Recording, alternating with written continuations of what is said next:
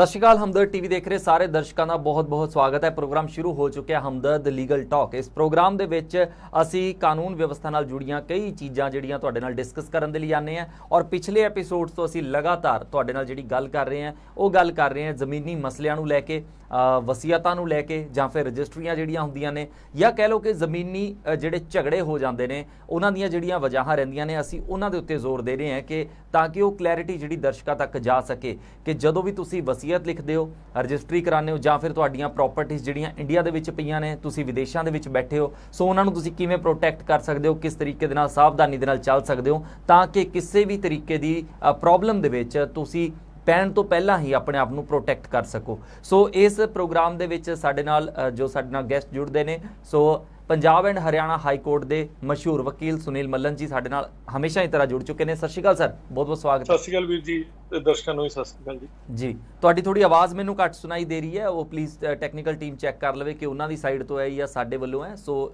ਥੋੜੀ ਆਵਾਜ਼ ਵਧਾ ਦਿੱਤੀ ਜਾਵੇ ਮੱਲਨ ਸਾਹਿਬ ਦੀ।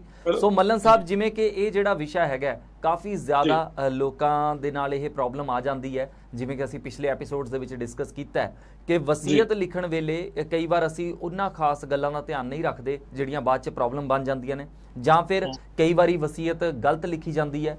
ਕਈ ਵਾਰੀ ਲੋਕੀ ਸੋਚਦੇ ਨੇ ਕਿ ਸ਼ਾਇਦ ਅਸੀਂ ਹੁਣ ਨਹੀਂ ਬਦਲ ਸਕਦੇ। ਇਹਨਾਂ ਚੀਜ਼ਾਂ ਦੇ ਖੈਰ ਅਸੀਂ ਪਿਛਲੇ ਐਪੀਸੋਡ ਦੇ ਵਿੱਚ ਜਵਾਬ ਵੀ ਦਿੱਤੇ ਨੇ ਔਰ ਬਹੁਤ ਸਾਰੇ ਲੋਕਾਂ ਨੇ ਸਾਨੂੰ ਸਵਾਲ ਵੀ ਕੀਤੇ ਜ਼ਮੀਨੀ ਮਸਲਿਆਂ ਦੇ ਨਾਲ ਜੁੜੇ ਹੋਏ, ਜਿਵੇਂ ਕਿ ਕਿਸੇ ਦੀ ਕੋਈ ਜ਼ਮੀਨ ਪਈ ਹੈ, ਉਸ ਦੇ ਉੱਤੇ ਕਿਸੇ ਨੇ ਗਲਤ ਵਸੀਅਤ ਬਣਵਾ ਲਈ ਤੇ ਆਪਣੇ ਨਾਮ ਲਗਵਾ ਲਈ, ਜਾਂ ਫਿਰ ਕੁਝ ਲੋਕ ਜਿਹੜੇ ਭੈਣ ਭਰਾ ਜਿਹੜੇ ਨੇ ਵਿਦੇਸ਼ਾਂ ਦੇ ਵਿੱਚ ਰਹਿੰਦੇ ਨੇ ਉਹ ਕਿਸੇ ਨੂੰ ਪਾਵਰ ਆਫ ਅਟਾਰਨੀ ਦੇ ਜਾਂਦੇ ਨੇ ਤਾਂ ਕਿ ਉਹਨਾਂ ਦੀ ਜ਼ਮੀਨ ਦੀ ਜਿਹੜੀ ਰੱਖਿਆ ਕੋਈ ਕਰ ਸਕੇ, ਪਰ ਬਾਅਦ ਦੇ ਵਿੱਚ ਪਤਾ ਲੱਗਦਾ ਹੈ ਕਿ ਉਹਨਾਂ ਨੇ ਉਹ ਪਾਵਰ ਆਫ ਅਟਾਰਨੀ ਦਾ ਗਲਤ ਇਸਤੇਮਾਲ ਕਰਕੇ ਜਾਂ ਤਾਂ ਜ਼ਮੀਨ ਵੇਚ ਦਿੱਤੀ ਜਾਂ ਆਪਣੇ ਨਾਮ ਲਵਾ ਲਈ, ਜਾਂ ਫਿਰ ਕਈ ਵਾਰੀ ਕਿਰਾਏ ਦੇ ਉੱਤੇ ਜ਼ਮੀਨਾਂ ਦਿੱਤੀਆਂ ਜਾਂਦੀਆਂ ਨੇ, ਜਾਂ ਫਿਰ ਕਿਸੇ ਨੂੰ ਫਿਲਹਾਲ ਐਵੇਂ ਕਹਿ ਲਓ ਵੀ ਬਰਤਨ ਦੇ ਲਈ ਦੇ ਦਿੱਤੀਆਂ ਜਾਂਦੀਆਂ ਨੇ। ਉਹ ਇਦਾਂ ਦੇ ਮਸਲੇ ਵੀ ਸਾਡੇ ਸਾਹਮਣੇ ਆਏ ਤੇ ਉਹਨਾਂ ਦੇ ਉੱਤੇ ਵੀ ਕਬਜ਼ੇ ਹੋ ਜਾਂਦੇ ਆ। ਸੋ ਕੁੱਲ ਮਿਲਾ ਕੇ ਜ਼ਮੀਨੀ ਮਸਲਿਆਂ ਦੇ ਉੱਤੇ ਇਸ ਐਪੀਸੋਡ ਦੇ ਵਿੱਚ ਗੱਲ ਕਰਨ ਲੱਗੇ ਆ। ਸੋ ਕਿੱਥੋਂ ਸ਼ੁਰੂਆਤ ਕਰਨਾ ਚਾਹੋਗੇ? ਕਿਹੜਾ ਐਸਾ ਵੈਲਿਡ ਪੁਆਇੰਟ ਜਿਹੜਾ ਸਭ ਤੋਂ ਪਹਿਲਾਂ ਡਿਸਕਸ ਕਰਨਾ ਚਾਹੁੰਦੇ ਹੋ?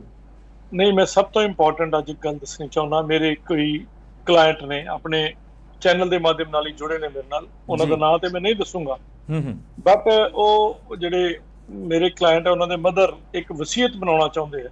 ਅੱਛਾ। ਜਦੋਂ ਵਸੀਅਤ ਬਣਾਉਣ ਵਾਸਤੇ ਉਹਨਾਂ ਨੇ ਮੇਰੇ ਕੋਲੋਂ ਡਰਾਫਟਿੰਗ ਜੋ ਵੀ ਆ ਫਾਈਨਲ ਕਰਾ ਲਈ, ਸਭ ਕੁਝ ਕਰਾ ਲਿਆ। ਤੇ ਡਰਾਫਟਿੰਗ ਤੋਂ ਪਹਿਲਾਂ ਉਹਨਾਂ ਨੇ ਮੈਨੂੰ ਪੁੱਛਿਆ ਕਿ ਮੱਲਨ ਸਾਹਿਬ ਇਹਦੇ ਚ ਆਪਾਂ ਨੂੰ ਕੀ ਲੋੜ ਪਏਗੀ, ਤੇ ਉਹਨਾਂ ਨੂੰ ਦੱਸਿਆ ਗਿਆ ਕਿ ਤੁਸੀਂ ਤੇ 2 ਗਵਾਹ ਤੇ ਰਜਿਸਟ੍ਰੇਸ਼ਨ ਕਰਾਉਣ ਲਈ ਇੱਕ ਵਸੀਕਾ ਨਵੀਸ, ਜਿਹੜੇ ਲੋਕ ਰਜਿਸਟ੍ਰੇਸ਼ਨ ਕਰਾ ਕੇ ਦਿੰਦੇ ਨੇ।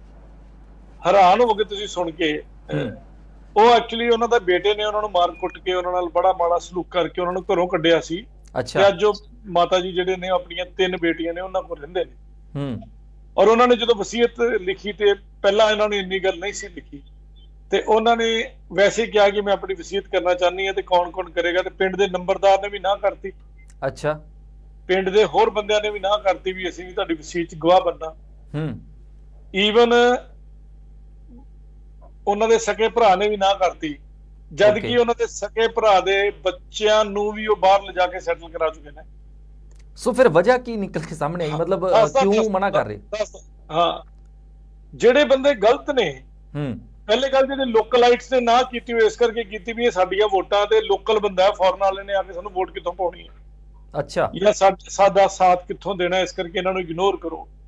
ਔਰ ਜਿੱਥੋਂ ਤੱਕ ਰਿਸ਼ਤੇਦਾਰ ਦੀ ਗੱਲ ਹੈ, ਉਹੀ ਗੱਲ ਹੈ ਕਿ ਉਹਨਾਂ ਨੇ ਵੀ ਅੰਦਰ ਕੋਈ ਆਪਸ ਚ ਲੋਕਲ ਰਹਿੰਦੇ ਨੇ ਇੰਡੀਆ ਚ, ਉਹਨਾਂ ਨੇ ਕੋਈ ਏਕਾ ਕੀਤਾ ਹੋਊਗਾ। ਠੀਕ ਹੈ। ਸੋ ਐਸੀ ਸਿਚੁਏਸ਼ਨ ਵੀ ਸਾਡੇ ਭੈਣ ਭਰਾਵਾਂ ਅੱਗੇ ਆ ਸਕਦੀ ਹੈ ਜਦੋਂ ਤੁਹਾਡੇ ਸਕੇ ਸੰਬੰਧੀ ਐਸੇ ਥਾਂ ਤੇ ਤੁਹਾਨੂੰ ਮਨਾ ਕਰ ਜਾਣ, ਤੇ ਘਬਰਾਉਣ ਦੀ ਲੋੜ ਨਹੀਂ। ਮੈਂ ਕਹਿੰਦਾ ਚੰਗਾ ਹੋਇਆ ਤੁਸੀਂ ਉਹਨਾਂ ਨੂੰ ਅੱਜ ਪਰਖ ਲਿਆ। ਜੇ ਤੁਹਾਡੀ ਤੋਂ ਬਾਅਦ ਜੇ ਉਹਨਾਂ ਨੂੰ ਪਰਖਣ ਦੀ ਤੁਹਾਡੀਆਂ ਬੇਟੀਆਂ ਨੂੰ ਲੋੜ ਪੈਂਦੀ ਤੇ ਉਹਨਾਂ ਨੇ ਖੂਨ ਦੇ ਅਥਰੂ ਰੋਣੇ ਸੀ ਤੇ ਕੰਮ ਉਹਨਾਂ ਕੋਲ ਨਹੀਂ ਸੀ ਹੋਣਾ। ਅੱਛਾ ਮੱਲਨ ਸਾਹਿਬ, ਬੜੀ ਹੈਰਾਨ ਕਰਨ ਵਾਲੀ ਗੱਲ ਹੈ ਕਿ ਇਸ ਮਸਲੇ ਦੇ ਵਿੱਚ ਵੀ, ਯਾਨੀ ਕਿ ਜਦੋਂ ਕੋਈ ਬੰਦਾ ਜੈਨੂਨ ਹੋਵੇ ਤੇ ਪ੍ਰੋਬਲਮ ਦੇ ਵਿੱਚ ਹੋਵੇ, ਉੱਥੇ ਵੀ ਵੋਟਾਂ ਦੇਖ ਲੀਆਂ ਜਾਂਦੀਆਂ ਨੇ। ਮਤਲਬ ਇੱਥੇ ਤੱਕ ਸੈਲਫਿਸ਼ਨੈਸ ਹੋ ਗਈ ਹੈ, ਬੇਈਮਾਨੀ, ਨੀਤਾਂ ਮਾੜੀਆਂ, ਜਾਂ ਕੋਈ ਪੈਸੇ ਦਾ ਲਾਲਚ ਜਾਂ ਕੋਈ ਹੋਰ ਲਾਲਚ, ਰੱਬ ਜਾਣਦਾ ਕੀ ਲਾਲਚ ਹੈ। ਦੇਖੋ ਮੇਰੀ ਪ੍ਰਾਪਰਟੀ ਹੈ, ਮੈਂ ਆਪਣੇ ਮੁੰਡੇ ਨੂੰ ਨਹੀਂ ਦੇਣਾ ਚਾਹੁੰਦਾ, ਮੈਂ ਗੁਆਂਢੀਆਂ ਨੂੰ ਦੇਣਾ ਚਾਹੁੰਦਾ, ਕਿਸੇ ਨੂੰ ਕਿਤਰਾ ਆ ਜਾ। ਠੀਕ ਹੈ। ਹਾਂਜੀ ਹਾਂਜੀ। ਔਰ ਇਹ ਕਾਨੂੰਨਨ ਬੇਈਮਾਨੀ ਕਹਿ ਸਕਦੇ ਹੋ, ਕਾਨੂੰਨਨ ਇਲੀਗਲ ਹੈ ਕਿ ਇਸ ਤਰ੍ਹਾਂ ਕਿਸੇ ਦੀ ਮਤਲਬ ਨੂੰ ਰਿਸਟ੍ਰਿਕਟ ਕਰਨਾ ਉਹਦੇ ਡਾਕੂਮੈਂਟ ਐਗਜ਼ੀਕਿਊਟ ਕਰਨ ਤੋਂ। ਪਰ ਤੁਹਾਨੂੰ ਇੰਨੀ ਗੱਲ ਦੱਸ ਦੇਣਾ ਕਿ ਇਹ ਡਾਕੂਮੈਂਟ ਤੇ ਐਗਜ਼ੀਕਿਊਟ ਕਰਾਤਾ ਸੀ। ਅੱਛਾ। ਮੈਂ ਗਵਾਹ ਬਣੇ, ਹੋਰ ਵਕੀਲ ਸਾਹਿਬ ਗਵਾਹ ਬਣੇ, ਔਰ ਉਹਨਾਂ ਨੂੰ ਇਹ ਵੀ ਕਹਿ ਦਿੱਤਾ ਕਿ ਇਹਨੂੰ ਹੁਣ ਪਬਲਿਸ਼ ਵੀ ਕਰਾਂਗੇ, ਅਸੀਂ ਅਖਬਾਰ 'ਚ ਵੀ ਕਢਾਵਾਂਗੇ ਤੇ ਜਿੰਨੇ ਨਾ ਦਿੱਤੀ ਸੀ ਉਹਨੂੰ ਲੀਗਲ ਨੋਟਿਸ ਰਾਹੀਂ ਵੀ ਭੇਜਾਂਗੇ ਔਰ ਲਿਖਾਂਗੇ ਕਿ ਤੂੰ ਇਹਨੂੰ ਬਣਾਉਣ ਤੋਂ ਇਨਕਾਰ ਕੀਤਾ ਸੀ, ਉਦੋਂ ਮੇਰਾ ਗਵਾਹ ਬਣਨ ਤੋਂ ਇਨਕਾਰ ਕੀਤਾ ਸੀ, ਪਰ ਮੈਂ ਇਹਨੂੰ ਬਣਵਾ ਚੁੱਕੀ ਹਾਂ ਤੇ ਜੇ ਤੂੰ ਕੱਲ ਨੂੰ ਇਹਨਾਂ ਦੀ ਕੋਈ ਗਲਤ ਗਵਾਹੀ ਦਿੱਤੀ ਤੇ ਤੇਰੇ ਖਿਲਾਫ ਵੀ ਕਾਨੂੰਨੀ ਕਾਰਵਾਈ ਕਰਨੀ ਬਣੂਗੀ। ਅੱਛਾ ਮੱਲਨ ਸਾਹਿਬ, ਇਹ ਵੀ ਹੁੰਦਾ ਹੈ ਕਿ ਜੇ ਕੋਈ ਗਵਾਹ ਨਹੀਂ ਬਣ ਰਿਹਾ, ਜਾਣਬੁੱਝ ਕੇ ਨਹੀਂ ਬਣ ਰਿਹਾ ਜਾਂ ਕੋਈ ਕਾਰਨਵਸ਼, ਉਸਦੇ ਉੱਤੇ ਵੀ ਐਕਸ਼ਨ ਹੋ ਸਕਦਾ ਹੈ ਜਾਂ ਇਹ ਵੀ ਇੱਕ ਤਰ੍ਹਾਂ ਦੀ ਬਿੱਲ ਹੈਗੀ ਹੈ ਕਿ ਇਨਸਾਨ ਬਣਨਾ ਚਾਹੁੰਦਾ ਜਾਂ ਨਹੀਂ? ਨਹੀਂ, ਉਹ ਮੇਰੀ ਮਰਜ਼ੀ ਹੈ। ਮੈਂ ਸ਼ੇਖਰ ਜੀ ਦੀ ਗਵਾਹੀ ਦੇਣਾ ਚਾਹੁੰਦਾ ਕਿ ਨਹੀਂ ਚਾਹੁੰਦਾ, ਉਹਦੇ ਤੇ ਤੁਸੀਂ ਮੇਰੇ ਤੇ ਕੋਈ ਐਕਸ਼ਨ ਨਹੀਂ ਲੈ ਸਕਦੇ। ਠੀਕ ਹੈ, ਮੈਂ ਤੁਹਾਡਾ ਗਵਾਹ ਨਹੀਂ ਬਣਨਾ ਚਾਹੁੰਦਾ ਤੇ ਮੇਰੀ ਮਰਜ਼ੀ ਹੈ, ਦਿਸ ਇਜ਼ ਮਾਈ ਰਾਈਟ। ਬਿਲਕੁਲ। ਮੈਂ ਤੁਹਾਡਾ ਗਵਾਹ ਨਾ ਬਣ ਕੇ ਇੱਕ ਗੱਲ ਤੇ ਸਾਬਤ ਕਰ ਰਿਹਾ ਨਾ ਕਿ ਮੈਂ ਦੂਜੀ ਪਾਰਟੀ ਨਾਲ ਕਿਤੇ ਨਾ ਕਿਤੇ ਸਕਾ ਸੰਬੰਧੀ ਹਾਂ ਜਾਂ ਮੇਰਾ ਅੰਦਰ ਖਾਤੇ ਦਾ ਕੋਈ ਰਿਸ਼ਤਾ ਹੈ ਜੀ। ਸੀ ਮੈਂ ਦੋ ਸਕੇ ਭਰਾਵਾਂ, ਸਾਡੇ ਰਿਸ਼ਤੇਦਾਰ ਮਤਲਬ ਫਾਦਰ ਤੁਹਾਡੇ ਨਾਂ ਤੇ ਵਸੀਅਤ ਕਰਨਾ ਚਾਹੁੰਦੇ ਆ ਜਾਂ ਸਾਡੇ ਚਾਚਾ ਜੀ ਵਸੀਅਤ ਕਰਨਾ ਚਾਹੁੰਦੇ, ਤੇ ਮੈਂ ਕਹਿੰਦਾ ਮੈਂ ਨਹੀਂ ਗਵਾਹ ਬਣਦਾ ਜਾਂ ਰਿਸ਼ਤੇਦਾਰੀ 'ਚ ਨਹੀਂ ਬਣਦਾ। ਇਹਦਾ ਮਤਲਬ ਮੈਂ ਉਸ ਬੰਦੇ ਵਾਲਾ ਜਿਹਦੇ ਖਿਲਾਫ ਹੋ ਰਹੀ ਹੈ ਵਸੀਅਤ। ਬਿਲਕੁਲ। ਕੱਲ ਨੂੰ ਉਹ ਇੰਟਰਸਟਿਡ ਪਾਰਟੀ ਦੇ ਤੌਰ ਤੇ ਸਾਨੂੰ ਜਦੋਂ ਅਸੀਂ ਕੋਰਟ 'ਚ ਕਦੀ ਉਤਰਨਾ ਪੈ ਜੇ ਤੇ ਇੰਟਰਸਟਿਡ ਪਾਰਟੀ ਦੇ ਤੌਰ ਤੇ ਇੱਕ ਸਾਡੇ ਕੋਲ ਪੁਆਇੰਟ ਹੁੰਦਾ ਹੈ ਇਹਨੂੰ ਉਸ ਬੰਦੇ ਨੂੰ ਸਾਬਤ ਕਰਨ ਦਾ ਕਿ ਇਹ ਬੰਦਾ ਉਦੋਂ ਵੀ ਆਪਣੇ ਇਸ ਬੰਦੇ ਪ੍ਰਤੀ ਇਨਕਲਾਈਨਡ ਸੀ ਔਰ ਜੇ ਉਹਨੇ ਕਿਤੇ ਗਲਤ ਗਵਾਹੀ ਦਿੱਤੀ ਹੋਵੇ ਤੇ ਉੱਥੇ ਉਹ ਫਸਦਾ ਫਿਰ ਜੀ। ਸੋ ਕਹਿਣ ਦਾ ਭਾਵ ਇਹ ਕਹਿ ਰਿਹਾ ਕਿ ਜੇ ਕੋਈ ਤੁਹਾਡਾ ਰਿਸ਼ਤੇਦਾਰ ਤੁਹਾਨੂੰ ਗਵਾਹੀ ਪਾਉਣ ਤੋਂ, ਤੁਹਾਡਾ ਗਵਾਹ ਬਣਨ ਤੋਂ ਵਸੀਅਤ ਵਿੱਚ ਖਾਸ ਕਰਕੇ ਇਨਕਾਰ ਕਰ ਰਿਹਾ, ਤੁਹਾਡੇ ਕੋਰਟ ਕਚਹਿਰੀਆਂ 'ਚ ਵਕੀਲ ਸਾਹਿਬ ਬੈਠੇ ਨੇ ਜੀ, ਕਿਸੇ ਵਕੀਲ ਸਾਹਿਬ ਦੇ ਸਾਹਮਣੇ ਸਾਈਨ ਕਰਕੇ ਉਸ ਵਸੀਅਤ ਨੂੰ ਤੁਸੀਂ ਵਕੀਲ ਸਾਹਿਬ ਨੂੰ ਗਵਾਹ ਰੱਖ ਕੇ, ਔਰ ਵਕੀਲ ਸਾਹਿਬ ਉਹ ਨਹੀਂ ਜਿਹੜੇ ਤਹਿਸੀਲ 'ਚ ਹੀ ਬੈਠੇ ਨੇ, ਜਿਹੜੇ ਕੋਰਟ 'ਚ ਬੈਠੇ ਨੇ, ਜਿਹੜੇ ਤੁਹਾਡੇ ਫੈਮਿਲੀ ਲਾਇਰ ਹੋ ਸਕਦੇ ਨੇ ਜਾਂ ਤੁਹਾਡੇ ਨੋਨ ਲਾਇਰ ਹੋ ਸਕਦੇ ਨੇ, ਉਸ ਵਕੀਲ ਸਾਹਿਬ ਕੋਲੋਂ ਤੁਸੀਂ ਸਾਈਨ ਕਰਵਾ ਸਕਦੇ ਹੋ ਬਤੌਰ ਗਵਾਹ। ਔਰ ਇਹ ਯਾਦ ਰੱਖਣਾ ਕਿ ਕਦੀ ਵੀ ਕੱਲ ਨੂੰ ਇਹ ਬਿੱਲ ਨੂੰ ਐਗਜ਼ੀਕਿਊਟ ਕਰਨਾ ਪੈਂਦਾ ਤੇ ਉਹ ਗਵਾਹ ਜਿਹੜਾ ਤੁਹਾਡਾ ਬੜਾ ਇੰਪੋਰਟੈਂਟ ਰੋਲ ਨਿਭਾਉਂਦਾ ਜੇ, ਔਰ ਉਹ ਤੁਹਾਡਾ ਗਵਾਹ ਮਜ਼ਬੂਤ ਹੋਣਾ ਚਾਹੀਦਾ ਹੈ ਕਿਉਂਕਿ ਵਿਚਾਰਾ ਜਿਹੜਾ ਜਿਹਨੇ ਵਸੀਅਤ ਬਣਾਈ ਸੀ ਉਹ ਤੇ ਚੱਲ ਵਸਿਆ ਹੋਏਗਾ ਤੇ ਉਹਦੀ ਵਸੀਅਤ ਐਗਜ਼ੀਕਿਊਟ। ਜਦੋਂ ਇਹ ਮੁੱਦਾ ਸਾਹਮਣੇ ਆਇਆ ਕਿ ਰਿਸ਼ਤੇਦਾਰਾਂ ਨੇ ਇਨਕਾਰ ਕੀਤਾ ਤੇ ਮੈਂ ਉਸ ਮੁੰਡੇ ਦੀਆਂ ਉਹ ਸਾਰੀਆਂ ਕਰਤੂਤਾਂ, ਇਹਨੇ ਮੈਨੂੰ ਮਾਰਿਆ ਕੁੱਟਿਆ ਸੀ, ਮੇਰੇ ਆ ਸੱਟਾਂ ਲੱਗੀਆਂ ਸੀ, ਇੱਥੇ ਮੇਰਾ ਮੈਡੀਕਲ ਹੋਇਆ ਤੇ ਆਹ ਰਿਸ਼ਤੇਦਾਰੀ ਦੀ ਮਦਦ ਕਰਦੇ ਨੇ ਨਜਾਇਜ਼ ਤੌਰ ਤੇ ਜੀ, ਇਸ ਕਰਕੇ ਮੈਂ ਇਹਦੇ ਨਾਂ ਤੇ ਵਸੀਅਤ ਨਹੀਂ ਕਰ ਰਹੀ ਤੇ ਇਹਨੇ ਮੈਨੂੰ ਘਰੋਂ ਵੀ ਕੱਢ ਦਿੱਤਾ ਸੀ ਜੀ। ਇਹ ਗੱਲ ਲਿਖਣੀ ਵੀ ਜ਼ਰੂਰੀ ਹੋ ਗਈ ਔਰ ਉਹਨਾਂ ਦੀਆਂ ਤਿੰਨੋਂ ਬੇਟੀਆਂ ਨੂੰ ਮੈਂ ਐਬਸੋਲਿਊਟ ਓਨਰ ਬਣਾਇਆ ਉਹਦੇ ਚ, ਰਾਈਟ, ਤਾਂ ਕਿ ਜ਼ਿੰਦਗੀ ਭਰ ਜਦੋਂ ਮੁੰਡਾ ਹੁਣ ਉੱਠ ਕੇ ਜ਼ਮੀਨ ਦੇ ਉੱਤੇ ਜਾਂ ਜਾਇਦਾਦ ਦੇ ਉੱਤੇ ਕਿਸੇ ਕਿਸਮ ਦਾ ਕਬਜ਼ਾ ਕਰਨਾ ਚਾਹੇਗਾ ਜਾਂ ਕੋਈ ਗਲਤ ਦਸਤਾਵੇਜ਼ ਬਣਾਏਗਾ ਤੇ ਉਹ ਬੜੇ ਮਹਿੰਗੇ ਹੱਥੀਂ ਲਿਆ ਜਾਏਗਾ ਉਹਨੂੰ, ਔਰ ਉਹ ਬੰਦਾ ਜਲਦੀ ਹੀ ਫਿਰ ਬਿਹਾਈਂਡ ਬਾਰ ਜਾਏਗਾ ਜੀ। ਔਰ ਪਬਲਿਕ ਡਾਕੂਮੈਂਟ ਅਸੀਂ ਉਹਨੂੰ ਬਣਾ ਦੇਾਂਗੇ ਬਾਏ ਇੱਕ ਅਸੀਂ ਕਲਾਸੀਫਾਈਡ ਐਡ ਦੇ ਕੇ ਕਿ ਮੈਂ ਆਪਣੀ ਪੂਰੀ ਵਸੀਅਤ ਆਪਣੀਆਂ 3 ਕੁੜੀਆਂ ਦੇ ਨਾਮ ਕਰ ਦਿੱਤੀ ਹੈ ਤੇ ਮੇਰੇ ਮੁੰਡੇ ਨੂੰ ਮੈਂ ਬਦਖਲ ਕਰਦੀ ਹਾਂ ਤੇ ਉਹਦਾ ਕੋਈ ਉਸ ਤਲਕ ਵਾਸਤਾ ਨਹੀਂ ਹੈ ਜੀ। ਔਰ ਉਸ ਵਸੀਅਤ ਵਿੱਚ ਇਹ ਲਾਈਨ ਵੀ ਲਿਖਾਈ ਗਈ ਹੈ ਕਿ ਮੈਂ ਮੁੰਡੇ ਨੂੰ, ਨੂੰਹ ਨੂੰ ਤੇ ਉਹਦੇ ਬੱਚਿਆਂ ਨੂੰ ਇਸ ਪੂਰੀ ਚੱਲ ਅਚਲ ਜਾਇਦਾਦ ਤੋਂ ਬੇਦਖਲ ਕਰਦੀ ਹੈ। ਠੀਕ ਹੈ। ਮੇਰੀ ਭਾਰਤ ਵਿੱਚ, ਭਾਰਤ ਤੋਂ ਬਾਹਰ ਕਿਤੇ ਵੀ ਕੋਈ ਪ੍ਰਾਪਰਟੀ ਹੋਵੇ, ਮੇਰੀਆਂ ਤਿੰਨੋਂ ਬੇਟੀਆਂ ਬਰਾਬਰ ਦੀਆਂ ਹੱਕਦਾਰ ਰਹਿਣਗੀਆਂ, ਰਾਈਟ, ਆਪਸ ਚ ਵੰਡਣ, ਖਾਣ, ਵੇਚਣ, ਜੋ ਵੀ ਕਰਨ। ਸੋ ਮੈਂ ਫਿਰ ਚਾਹੁੰਦਾ ਕਿ ਜਦੋਂ ਤੁਹਾਡਾ ਕੋਈ ਭੈਣ ਭਰਾ, ਰਿਸ਼ਤੇਦਾਰ, ਉਹਦੀਆਂ ਮਾੜੀਆਂ ਕਰਤੂਤਾਂ ਹੋਣ, ਉਹਨੂੰ ਵਸੀਅਤ ਦੇ ਦਸਤਾਵੇਜ਼ ਲਿਖਣਾ ਬਹੁਤ ਜ਼ਰੂਰੀ ਹੈ।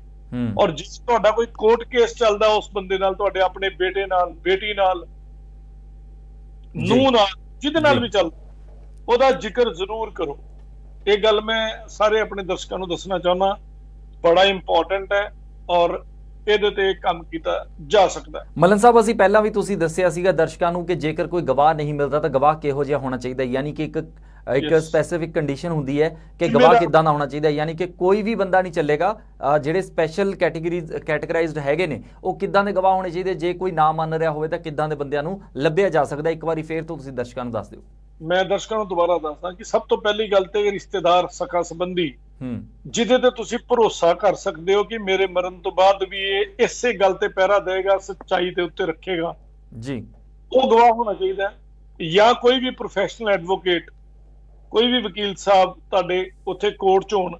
ਦੇਖੋ, 2 ਤਰ੍ਹਾਂ ਦੇ ਵਕੀਲ ਹੁੰਦੇ ਨੇ, ਇੱਕ ਤੇ ਤਹਿਸੀਲ ਦੇ ਵਿੱਚ ਅਵੇਲੇਬਲ ਹੁੰਦੇ ਨੇ ਜਿਹੜੇ ਵੈਸੇ ਗਵਾਹੀਆਂ ਪਾਉਂਦੇ ਨੇ, ਰਾਈਟ, ਉਹ ਜਿਵੇਂ ਰਜਿਸਟਰੀ ਹੁੰਦੀ ਉੱਥੇ ਗਵਾਹੀ ਪਾਉਂਦੇ ਹੋ, ਉਹ ਵਕੀਲ ਵੀ ਠੀਕ ਹੈ। ਬਟ ਇੱਕ ਪ੍ਰੋਪਰ ਲਾਇਰ ਜਿਹੜੇ ਜਿਵੇਂ ਸਿਵਲ ਕੋਰਟ 'ਚ ਜਿਹੜੇ ਪ੍ਰੈਕਟਿਸਿਸ ਕਰਦੇ ਨੇ, ਉਹ ਵਾਲੇ ਵਕੀਲ ਸਾਹਿਬ ਜਿਹੜੇ ਤੁਹਾਨੂੰ ਜਾਣਦੇ ਹੋ, ਉਹਨਾਂ ਸਾਹਮਣੇ ਉਸ ਵਸੀਅਤ ਨੂੰ ਬਣਾ ਕੇ ਐਗਜ਼ੀਕਿਊਟ ਕਰੋ।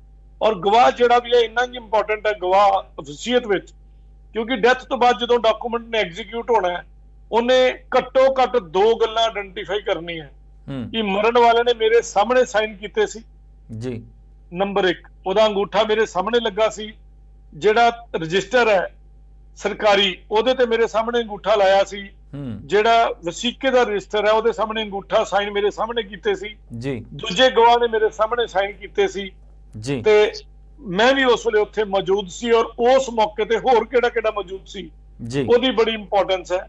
ਔਰ ਵਸੀਅਤ ਲਿਖਣ ਲੱਗਿਆ ਜੇ ਕੋਈ ਗਲਤੀ ਹੋ ਜੇ ਤੇ ਉਹਨੂੰ ਕਟਿੰਗ ਨਹੀਂ ਕਰਨੀ, ਕਦੀ ਵੀ ਨਵਾਂ ਵਰਕਾ ਛਾਪਣਾ ਹੈ।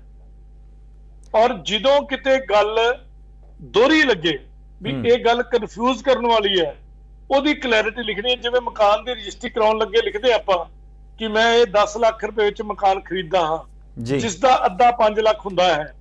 ਉਹ ਜਿਸ ਦਾ ਅੱਧਾ 5 ਲੱਖ ਦਾ ਮਤਲਬ ਕੀ ਹੈ ਕਿ 5 ਨੂੰ ਦੋਹਰਾ ਕਰ ਲਓ ਤੇ 10 ਲੱਖ ਹੁੰਦਾ ਹੈ, ਤਾਂ ਕਿ ਕਿਤੇ 1 ਕਰੋੜ ਜਾਂ 10,000 ਲਿਖਣਾ ਹੋਵੇ ਤੇ 10 ਲੱਖ ਤੇ ਨਹੀਂ ਲਿਖਿਆ ਗਿਆ। ਤਾਂ ਹੀ ਆਪਾਂ ਚੈੱਕ ਦੇ ਉੱਤੇ ਅਮਾਉਂਟ ਇਨ ਵਰਡਸ, ਅਮਾਉਂਟ ਇਨ ਫਿਗਰਸ ਜੀ ਦੋਨੋਂ ਲਿਖਦੇ ਹਾਂ ਕਿ ਤਾਂ ਕਿ ਕਨਫਿਊਜ਼ਨ ਨਾ ਰਹੇ। ਸੋ ਜਿਹੜੀ ਵੀ ਕੋਈ ਦੋਗਲੀ ਗੱਲ ਹੋਵੇ ਜਿਹਦੇ ਚ 2 ਮਤਲਬ ਨਿਕਲ ਸਕਦੇ ਹੋਣ, ਉਹਨੂੰ ਬੜੇ ਸਾਫ਼ ਸ਼ਬਦਾਂ ਚ ਆਪਣੀ ਵਸੀਅਤ ਚ ਲਿਖਿਆ ਜਾਣਾ ਚਾਹੀਦਾ ਹੈ। ਔਰ ਮੈਂ ਫਿਰ ਦਰਸ਼ਕ ਨੂੰ ਯਾਦ ਕਰਾਦਾ, ਬਣੀ ਵਸੀਅਤ ਖਾਰਜ ਕੀਤੀ ਜਾ ਸਕਦੀ ਹੈ, ਕੋਈ ਉਹਦੇ ਤੇ ਚਿੰਤਾ ਨਹੀਂ ਹੈ। ਔਰ ਧਿਆਨ ਰਵੋ। ਔਰ ਜਿਹੜੇ ਮੇਰੇ ਭਰਾ ਬਾਹਰ ਰਹਿੰਦੇ ਨੇ, ਉਹਨਾਂ ਦੇ ਮਾਪੇ ਇੰਡੀਆ ਨੇ, ਉਹਨਾਂ ਦੇ ਸ਼ਰੀਕ ਯਾਨੀ ਕਿ ਬਾਕੀ ਰਿਸ਼ਤੇਦਾਰ ਇੰਡੀਆ ਨੇ, ਆਪਣੇ ਮਾਂ-ਬਾਪ ਨੂੰ ਸਾਫ਼ ਸ਼ਬਦਾਂ 'ਚ ਪੁੱਛੋ ਕਿ ਕਿਆ ਤੁਸੀਂ ਕੋਈ ਵਸੀਅਤ ਕਰਾਈ ਹੈ ਕਿ ਨਹੀਂ ਕਰਾਈ।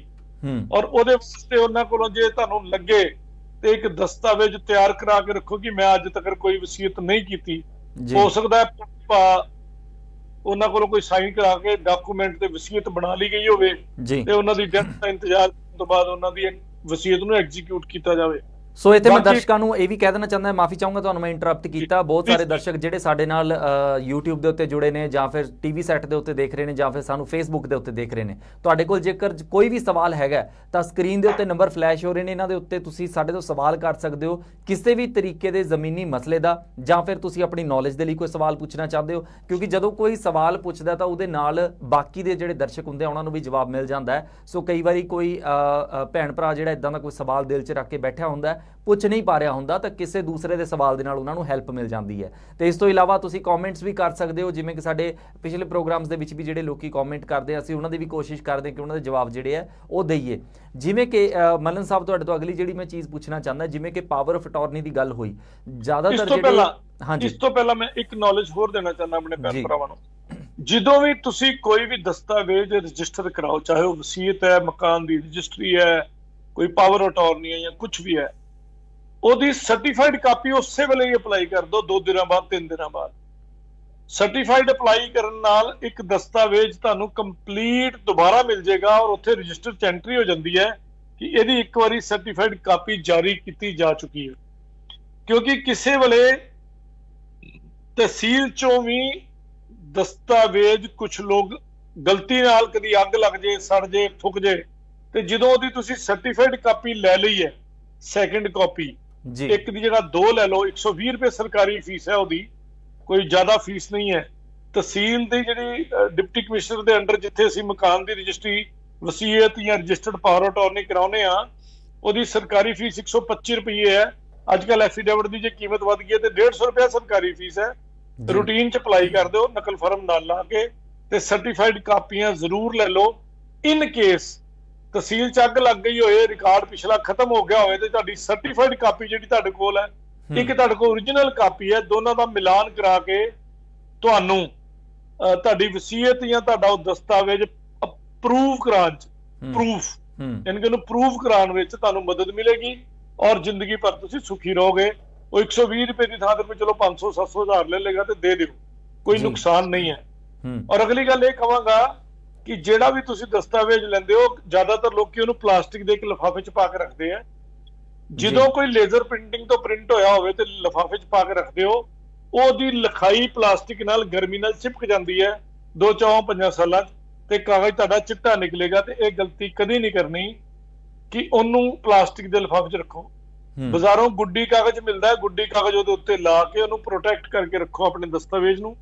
ਨਾਰਮਲ ਉੱਤੇ ਇੱਕ ਕਾਗਜ਼ ਰੱਖ ਲਓ, ਥੱਲੇ ਇੱਕ ਕਾਗਜ਼ ਰੱਖ ਲਓ, ਸੈਂਟਰ 'ਚ ਗੁੱਡੀ ਕਾਗਜ਼ ਰੱਖੋ ਤੇ ਉਹਨੂੰ ਬਚਾ ਕੇ ਰੱਖਿਆ ਜਾਣਾ ਚਾਹੀਦਾ ਹੈ। ਬਿਲਕੁਲ। ਕਿਸੇ ਵੀ ਆਪਣੇ ਨਾਲ ਦਰਸ਼ਕ ਨੇ ਜੀ, ਆਪਣੇ ਨਾਲ ਦਰਸ਼ਕ ਨੇ, ਉਹਨਾਂ ਨੂੰ ਨਾਲ ਲੈ ਲਓ ਪਹਿਲਾਂ। ਸਤਿ ਸ਼੍ਰੀ ਅਕਾਲ ਜੀ। ਮੈਨੂੰ ਦਰਸ਼ਕ ਦੀ ਆਵਾਜ਼ ਨਹੀਂ ਆ ਰਹੀ। ਹੈਲੋ ਸਰ ਜੀ, ਕੀ ਹਾਲ ਹੈ ਜੀ? ਸਤਿ ਸ਼੍ਰੀ ਅਕਾਲ ਜੀ। ਹਾਂਜੀ, ਅਸੀਂ ਤੁਹਾਡੀ ਆਵਾਜ਼ ਕਨੈਕਟ ਕਰਦੇ ਹਾਂ। ਹੈਲੋ ਹੈਲੋ, ਹਾਂਜੀ, ਹੁਣ ਆ ਰਹੀ ਹੈ ਜੀ ਤੁਹਾਡੀ ਆਵਾਜ਼। ਆ ਰਹੀ ਹੈ? ਆਵਾਜ਼ ਆ ਰਹੀ ਹੈ? ਹਾਂਜੀ, ਆਪਣਾ ਨਾਮ ਦੱਸ ਦਿਓ ਤੇ ਕਿਹੜੀ ਜਗ੍ਹਾ ਤੋਂ ਗੱਲ ਕਰ ਰਹੇ ਹੋ ਸਰ? ਨਿਰਮਲ ਸਿੰਘ ਮੇਰਾ ਨਾਮ ਔਰ ਡਿਸਟ੍ਰਿਕਟ ਗੁਰਦਾਸਪੁਰ ਹੈ ਜੀ। ਨਿਰਮਲ ਜੀ, ਕੀ ਸਵਾਲ ਹੈ ਤੁਹਾਡਾ? ਸਵਾਲ ਸਾਡਾ ਇਸ ਤਰ੍ਹਾਂ ਵੀ ਸਾਡੇ ਫਾਦਰ ਹੋਣੇ ਸੀ 3 ਭਰਾ ਸੀ। ਠੀਕ ਹੈ ਜੀ। ਠੀਕ ਹੈ ਜੀ। ਉਹਨਾਂ ਦਾ ਜਿਹੜਾ ਖੇਤੀਬਾੜੀ ਦਾ ਰਕਬਾ, ਉਹ ਰਕਬੇ ਦੇ ਵਿੱਚੋਂ ਸਾਡਾ ਜਿਹੜਾ ਚਾਚਾ ਸੀ ਉਹਨੇ ਮਤਲਬ ਜਿਹੜੇ ਖਾਸ ਨੰਬਰ ਅੱਜ ਤੋਂ ਕੋਈ 20 ਸਾਲ ਪਹਿਲਾਂ ਪੈ ਜਾਂਦੇ ਸੀ, ਜਿਹੜੇ ਕੰਪਿਊਟਰਾਈਜ਼ ਬਾਅਦ ਚ ਹੋਇਆ ਉਹ ਚ 19 ਕਨਾਲ ਥਾਂ, 19 ਮਰਲੇ ਥਾਂ ਜਿਹੜਾ ਸੀ ਸਾਡਾ, ਉਹਨੇ ਖਾਸ ਨੰਬਰ ਆਪਣੇ ਨਾਂ ਕਰਵਾ ਲਿਆ। ਠੀਕ ਹੈ।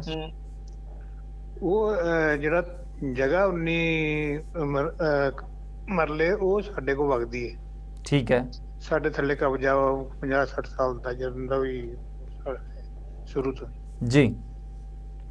ਹੁਣ ਦਿੱਕਤ ਇਹ ਆਈ ਵੀ ਉਹਦੇ ਵਿੱਚੋਂ ਇਹ ਦਿੱਲੀ ਤੋਂ ਕਟਰਾ ਰੋਡ ਜਿਹੜਾ ਬਣ ਰਿਹਾ ਇਹ ਨਿਕਲਿਆ ਵਿੱਚੋਂ। ਅੱਛਾ। ਉਹ ਸਾਡਾ ਨਾਂ ਤੇ ਉਹ ਬੋਲਦਾ ਨੀਗਾ, ਉਹ ਜਗ੍ਹਾ ਅਸੀਂ ਚੈੱਕ ਵੀ ਕੀਤੀ, ਸਾਡਾ ਨਾਂ ਕਿਤੇ ਨਹੀਂ ਬੋਲਦਾ ਸਾਡੇ ਫਾਦਰ ਦਾ। ਰਾਈਟ। ਤੇ ਉਹਦੇ ਬਾਰੇ ਅਸੀਂ ਜਾਣਕਾਰੀ ਲੈਣਾ ਚਾਹਤੇ ਤਾਂ ਕਿੱਦਾਂ ਇਹ ਮਸਲਾ ਹੱਲ ਸਾਡਾ ਹੋ ਸਕਦਾ, ਕਿਉਂਕਿ ਕਬਜ਼ਾ ਸਾਡਾ, ਸਾਡੇ ਥੱਲੇ ਵਗਦਾ ਉਹ ਥਾਂ, ਅਸੀਂ ਵਾਹੁੰਦੇ ਹਾਂ ਉਹਨੂੰ। ਠੀਕ ਹੈ ਜੀ। ਮੱਲਨ ਸਾਹਿਬ, ਕੋਈ ਸਵਾਲ ਪੁੱਛਣਾ ਚਾਹੁੰਦੇ ਹੋ? ਹਾਂਜੀ ਹਾਂਜੀ ਹਾਂਜੀ। ਤੁਹਾਡੇ ਪਿਤਾ ਜੀ 3 ਭਰਾ ਪੁੱਛਣਾ ਵੀ ਇਹਦੇ ਬਾਰੇ ਸਾਨੂੰ ਜਾਣਕਾਰੀ ਥੋੜੀ ਹਾਸਲ ਹੋ ਜਾਏ ਤਾਂ ਕਿ ਅਸੀਂ ਇਹਦਾ ਮਸਲਾ ਹੱਲ ਕਰ ਸਕੀਏ। ਜੀ, ਤੁਹਾਨੂੰ ਤੁਹਾਡਾ ਜਵਾਬ ਜਿਹੜਾ ਹੈਗਾ ਉਹ ਦੇਣ ਤੋਂ ਪਹਿਲਾਂ ਸਵਾਲ ਪੁੱਛ ਲੈਣੇ ਆ। ਮੱਲਨ ਸਾਹਿਬ, ਕੋਈ ਸਵਾਲ ਤੁਹਾਡੇ ਵੱਲੋਂ? ਜੀ ਜੀ ਜੀ ਜੀ ਜੀ। ਹਾਂਜੀ, ਪਹਿਲਾਂ ਭਾਜੀ ਨੂੰ ਮੈਂ ਦੁਬਾਰਾ ਪੁੱਛਿਆ, ਇਹਨਾਂ ਨੇ ਦੱਸਿਆ ਕਿ ਨਿਰਮਲ ਜੀ ਤੁਹਾਡੇ ਤੋਂ ਨਹੀਂ ਮੈਂ ਸਵਾਲ ਕਰ ਰਿਹਾ, ਮੈਂ ਮੱਲਨ ਸਾਹਿਬ ਤੋਂ ਸਵਾਲ ਕਰ ਰਿਹਾ, ਤਾਂ ਕਿ ਜੇ ਤੁਹਾਡੇ ਤੋਂ ਕੁਝ ਜਾਣਨਾ ਚਾਹੁੰਦੇ ਤੁਸੀਂ 2 ਮਿੰਟ ਲਈ ਹੋਲਡ ਕਰੋ, ਉਹ ਸਵਾਲ ਪੁੱਛ ਰਹੇ ਨੇ। ਹਾਂਜੀ ਮੱਲਨ ਸਾਹਿਬ।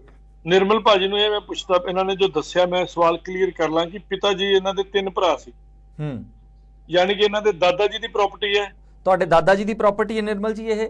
ਹਾਂਜੀ ਹਾਂਜੀ ਹਾਂਜੀ, ਦਾਦਾ ਜੀ ਦੀ ਪ੍ਰਾਪਰਟੀ ਹੈ ਮੱਲਨ ਸਾਹਿਬ ਜੀ। ਹਾਂਜੀ ਹਾਂਜੀ। ਦਾਦਾ ਜੀ ਦੀਆਂ ਪ੍ਰਾਪਰਟੀ ਦੀਆਂ ਫਰਦਾਂ ਅਵੇਲੇਬਲ ਨੇ ਇਹਨਾਂ ਕੋਲ? ਫਰਦਾਂ ਹੈਗੀਆਂ ਤੁਹਾਡੇ ਕੋਲੇ ਉਸ ਪ੍ਰਾਪਰਟੀ ਦੀਆਂ, ਦਾਦਾ ਜੀ ਦੇ ਟਾਈਮ ਦੀਆਂ? ਦਾਦਾ ਜੀ ਦੇ ਟਾਈਮ ਦੀਆਂ ਹਾਂ, ਉਹ ਫਰਦਾਂ ਹੈਗੀਆਂ। ਫਰਦਾਂ ਵੀ ਹੈਗੀਆਂ ਜੀ।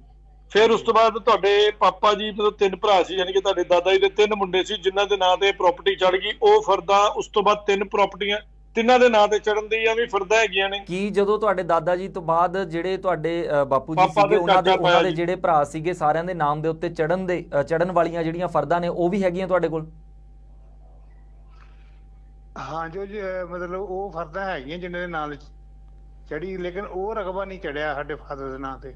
ਉਹ ਰਕਬਾ ਨਹੀਂ ਚੜਿਆ ਤੁਹਾਡੇ ਫਾਦਰ ਸਾਹਿਬ ਦੇ ਨਾਮ ਤੇ? ਇੱਕ ਮਿੰਟ ਥੋੜਾ ਜਿਹਾ ਇੱਥੇ ਪੇਚੀਦਾ ਸਵਾਲ ਬਣਦਾ ਪਿਆ। ਦਾਦਾ ਜੀ ਦੀ ਜਿੰਨੀ ਪ੍ਰਾਪਰਟੀ ਸੀ ਉਹ 3 ਨਾਵਾਂ ਤੇ ਚੜੀ ਕਿ ਘੱਟ ਚੜੀ? ਰਕਬਾ ਕਿੰਨਾ ਚੜਿਆ? ਠੀਕ ਹੈ। ਨਿਰਮਲ ਜੀ, ਤੁਹਾਡੇ ਤੋਂ ਸਵਾਲ ਇਹ ਹੈਗਾ ਕਿ ਜਿਹੜੀ ਦਾਦਾ ਜੀ ਦੀ ਪ੍ਰਾਪਰਟੀ ਸੀਗੀ ਉਹ 3 ਭਰਾਵਾਂ ਦੇ ਨਾਮ ਦੇ ਉੱਤੇ ਚੜੀ ਜਾਂ ਨਹੀਂ ਚੜੀ? ਜੇ ਕਿਸੇ ਦੇ ਰਕਬਾ ਜਿਹੜਾ ਆਇਆ ਤਾਂ ਉਹ ਕਿੰਨੇ ਹਿੱਸੇ ਰਕਬਾ ਆਇਆ? ਹਾਂਜੀ, ਤੁਹਾਡੇ ਤੋਂ ਸਵਾਲ ਕੀਤਾ ਸਰ, ਜਵਾਬ ਦਿਓ ਉਹਦਾ। ਹਾਂਜੀ, ਉਹ ਬਾਕੀ ਰਕਬਾ ਜਿਹੜਾ ਤੇ ਉਹ ਅਲੱਗ-ਅਲੱਗ ਪੈੜੀ, ਇੱਕ ਦੂਸਰੇ 2 ਜਗ੍ਹਾ ਸ਼ਿਫਟ ਪੈੜੀ ਹੈ, ਇੱਕ ਨਹਿਰ ਦੇ ਦੂਸਰੀ ਤਰਫ, ਇੱਕ ਦੂਸਰੀ ਤਰਫ। ਨਿਰਮਲ ਭਾਜੀ, ਇਹਦੇ ਵਿੱਚ ਪਤਾ ਕੀ ਕਰੋ, ਤਾਂ ਹੀ ਇਹ ਜਿਹੜੀ ਮਾਲਕੀ ਸਾਡੀ ਉਹ ਨਹਿਰ ਦੇ ਦੂਸਰੇ ਆਪੋਜੀਟ ਆ, ਉਹ ਸਾਡੀ ਕਲੀਅਰ, ਮਤਲਬ ਉਹ ਸਾਫ ਆ। ਨਿਰਮਲ ਜੀ, ਤੁਹਾਡੇ ਤੋਂ ਸਵਾਲ ਮੈਂ ਦੁਬਾਰਾ ਰਿਪੀਟ ਕਰ ਦਿੰਦਾ ਜੇ ਤੁਹਾਨੂੰ ਸਮਝ ਨਹੀਂ ਆਇਆ। ਯਾਨੀ ਕਿ ਤੁਹਾਡੇ ਦਾਦਾ ਜੀ ਤੋਂ ਬਾਅਦ ਜਦੋਂ ਉਹ ਤੁਹਾਡੇ ਬਾਪੂ ਜੀ ਦੇ ਤੇ ਉਹਨਾਂ ਦੇ 2 ਭਰਾਵਾਂ ਦੇ ਨਾਮ ਤੇ ਹੋਈ ਤਾਂ 3 ਦੇ ਨਾਮ ਦੇ ਉੱਤੇ ਹੋਈ ਸੀ ਜ਼ਮੀਨ, ਉਹਦੇ ਜਿਹੜੇ ਪੇਪਰ ਹੈਗੇ ਆ ਉਹ ਹੈਗੇ ਨੇ, ਤੇ ਦੂਜੀ ਗੱਲ ਉਸ ਦੇ ਵਿੱਚ ਕਿੰਨੇ ਰਕਬੇ ਆਏ ਸੀਗੇ? ਉਹ 3 ਦੇ ਨਾਂ ਤੇ ਨਹੀਂ ਹੋਈ। ਅੱਛਾ, ਉਹ ਮਤਲਬ 2 ਦੇ ਨਾਂ ਤੇ ਹੋ ਗਈ ਤੇ ਸਾਡੇ ਫਾਦਰ ਨੂੰ ਉਦਾਂ ਵੰਡ ਕੇ ਦੇਤੀ ਜਗ੍ਹਾ। ਅੱਛਾ ਜੀ। ਇਹ ਤੇਰਾ ਹਿੱਸਾ ਵਾ ਤੇ ਵਾਈ ਆ, ਤੇ ਉਹਦੇ ਵਿੱਚ ਫਿਰ ਉਹਦੇ ਬਾਅਦ ਚ ਉਹ ਮਤਲਬ ਖੇਤੀਬਾੜੀ ਦਾ ਜ਼ਿਆਦਾ ਕੰਮ ਕਰਦੇ ਸੀ। ਇਹ ਥੋੜਾ ਜਿਹਾ ਇਹਨਾਂ ਦਾ ਮੈਂ ਖਣੋ ਪਟਵਾਰੀਆਂ ਨਾਲ ਹੀ ਆਪਾਂ ਬਾਹਰ ਹੀ ਮਤਲਬ ਜੋਬ ਕਰਦੇ ਸੀ। ਸਾਨੂੰ ਇਹਨਾਂ ਚੀਜ਼ਾਂ ਦਾ ਨਹੀਂ ਨੌਲੇਜ ਨਹੀਂ ਇਹਨਾਂ ਚੀਜ਼ਾਂ ਬਾਰੇ। ਠੀਕ ਹੈ, ਜਵਾਬ ਕਲੀਅਰ ਹੋ ਗਿਆ। ਮੱਲਨ ਸਾਹਿਬ ਕੋਈ ਹੋਰ ਸਵਾਲ? ਮੈਂ ਇੱਕ ਇਹਨਾਂ ਨੂੰ ਮੋਟੀ ਗੱਲ ਸਮਝਾ ਦਿੰਦਾ। ਨਿਰਮਲ ਜੀ ਹੁਣ ਤੁਹਾਡਾ ਜਵਾਬ ਜਿਹੜਾ ਉਹ ਮੱਲਨ ਸਾਹਿਬ ਸਕਰੀਨ ਦੇ ਉੱਤੇ ਦੇਣਗੇ ਤਾਂ ਤੁਸੀਂ ਪ੍ਰੋਗਰਾਮ ਦੇ ਵਿੱਚ ਇਸ ਦਾ ਜਵਾਬ ਸੁਣੋ ਜੀ। ਮਿਹਰਬਾਨੀ ਜੀ।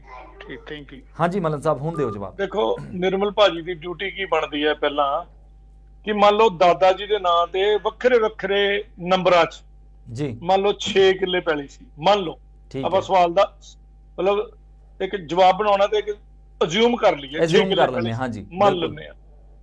ਤੇ ਦਾਦਾ ਜੀ ਦੇ ਕੋਲ 3 ਮੁੰਡੇ ਸੀ ਜਿਨ੍ਹਾਂ ਦੇ ਨਾਂ ਤੇ ਉਹ ਪ੍ਰਾਪਰਟੀ ਚੜ੍ਹਨੀ ਸੀ ਤੇ ਉਹ 6 ਕਿੱਲਿਆਂ ਦੇ ਨੰਬਰ ਲਿਖੇ ਨੇ। ਮੈਥ ਦਾ ਸਵਾਲ ਆ, ਕੋਈ ਔਖਾ ਕੰਮ ਨਹੀਂ।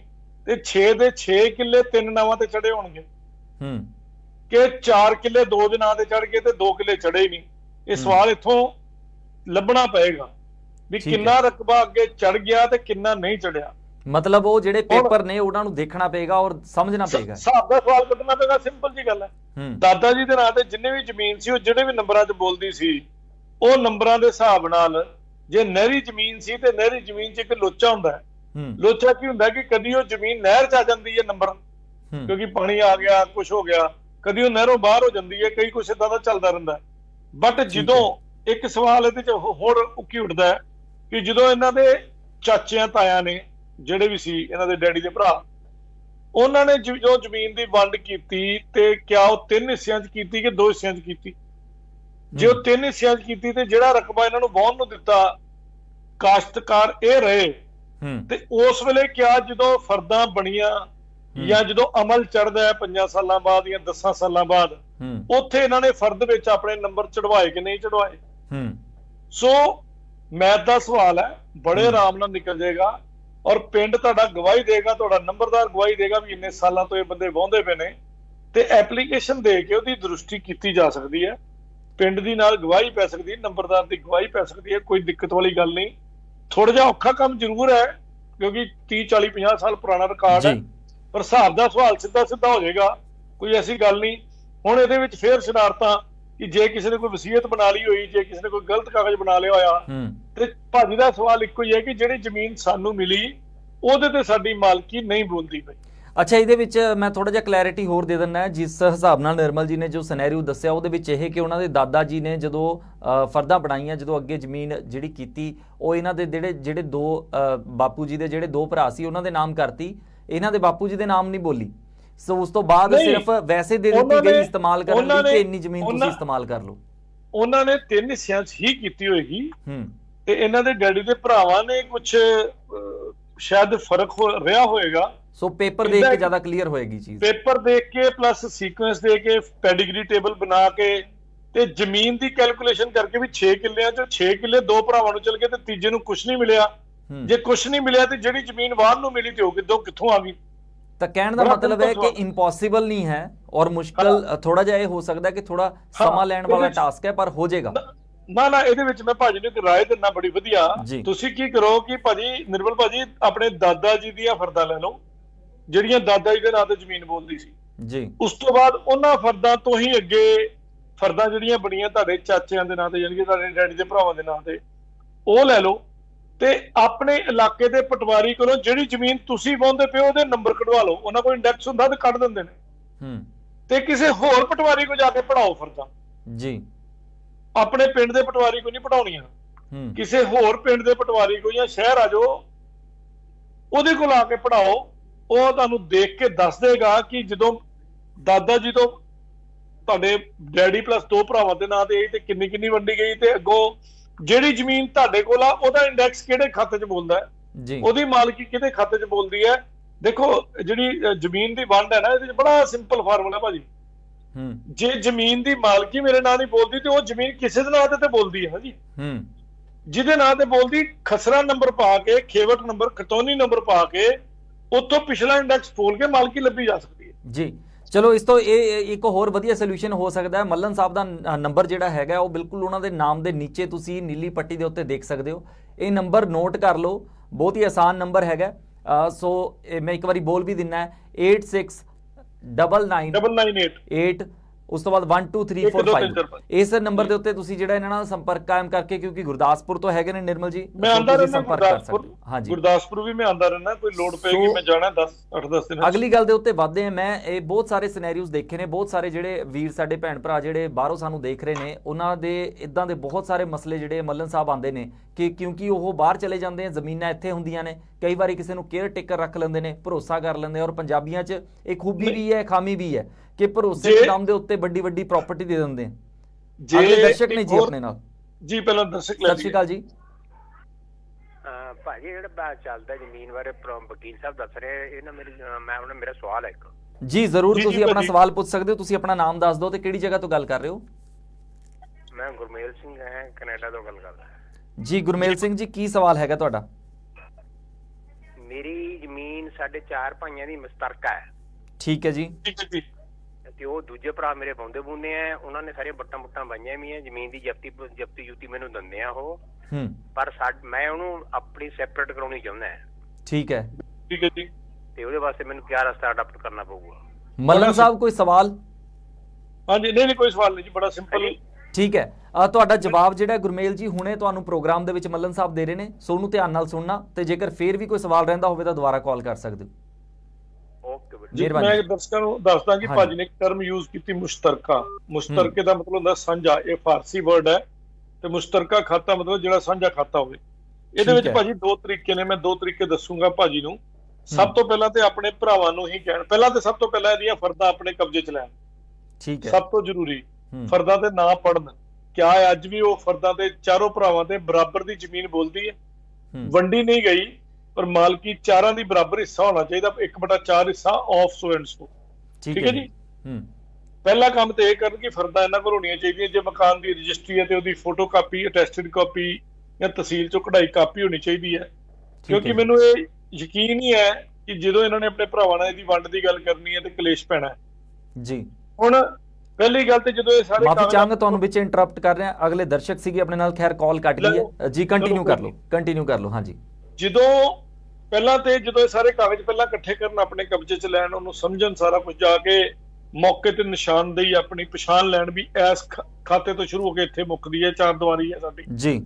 ਫਿਰ ਆਪਣੇ ਪਹਿਲਾਂ ਤੇ ਭਰਾਵਾਂ ਨੂੰ ਹੀ ਆਪਸ਼ਨ ਦੇਣ ਕਿ ਭਾਜੀ ਆਪਾਂ ਇਹਨੂੰ ਵੰਡ ਲਈਏ ਆਪਸ 'ਚ, ਇਦਾਂ ਹੀ ਵਰਤੀ ਜਾਓ, ਖੇਤੀ ਭਾਵੇਂ ਇਦਾਂ ਹੀ ਕਰਦੇ ਰਹੋ। ਹਾਂ, ਮੇਰੇ ਹਿੱਸੇ ਜਿਹੜਾ ਚੌਥਾ ਹਿੱਸਾ ਹੁੰਦਾ, ਮੇਰਾ ਜਿਹਨੂੰ ਜੀ ਕਰੂਗਾ ਮੈਂ ਠੇਕੇ ਤੇ ਦੇ ਦੂੰਗਾ, ਉਹਦੇ ਕੋਲੋਂ ਮੈਂ ਠੇਕਾ ਲੈ ਲੂੰਗਾ। ਤੁਸੀਂ ਰਲ ਕੇ ਬਾਕੀ 3 ਜ਼ਮੀਨਾਂ ਵਾਹੁਣੀਆਂ, 3 ਇਕੱਠੇ ਵਾਲਣ, ਨਹੀਂ ਤਾਂ ਆਪਾਂ ਵੰਡ ਲਈਏ ਤਾਂ ਕਿ ਜੇ ਕੱਲ ਨੂੰ ਮੈਂ ਆਪਣੇ ਬੱਚਿਆਂ ਨੂੰ ਸੈਟਲ ਕਰਨਾ, ਵੇਚਣਾ, ਜੋ ਵੀ ਕਰਨਾ ਕਰ ਲਈਏ ਜੀ। ਜੇ ਤੇ ਉਹ ਪਿਆਰ ਨਾਲ ਵੰਡ ਪਾਉਣ ਨੂੰ ਤਿਆਰ ਹੋ ਜਾਣ, ਵੰਡ ਪਾਉਣ ਨੂੰ ਤਿਆਰ ਹੁੰਦੇ, ਬਹੁਤ ਠੀਕ ਹੈ। ਨਹੀਂ ਤਾਂ ਜ਼ਮੀਨ ਦੀ ਵੰਡ ਲਈ ਇੱਕ ਐਪਲੀਕੇਸ਼ਨ ਐਸਟੀਐਮ ਕੋਲ ਲੱਗ ਜਾਂਦੀ ਹੈ ਕਿ ਏਦਾਂ ਅਸੀਂ, ਸਾਡੇ ਪਿਤਾ ਜੀ ਨੇ ਆ ਜ਼ਮੀਨ ਕਿਸੇ ਆਹ ਦੀਆਂ ਫਰਦਾਂ ਨੇ, ਆਹ ਉਹਦੀ ਰਜਿਸਟਰੀ ਹੈ ਤੇ ਅਸੀਂ 4 ਭਰਾਵਾਂ, ਸਾਡੀ ਵੰਡ ਕਰਾਤੀ ਜਾਵੇ।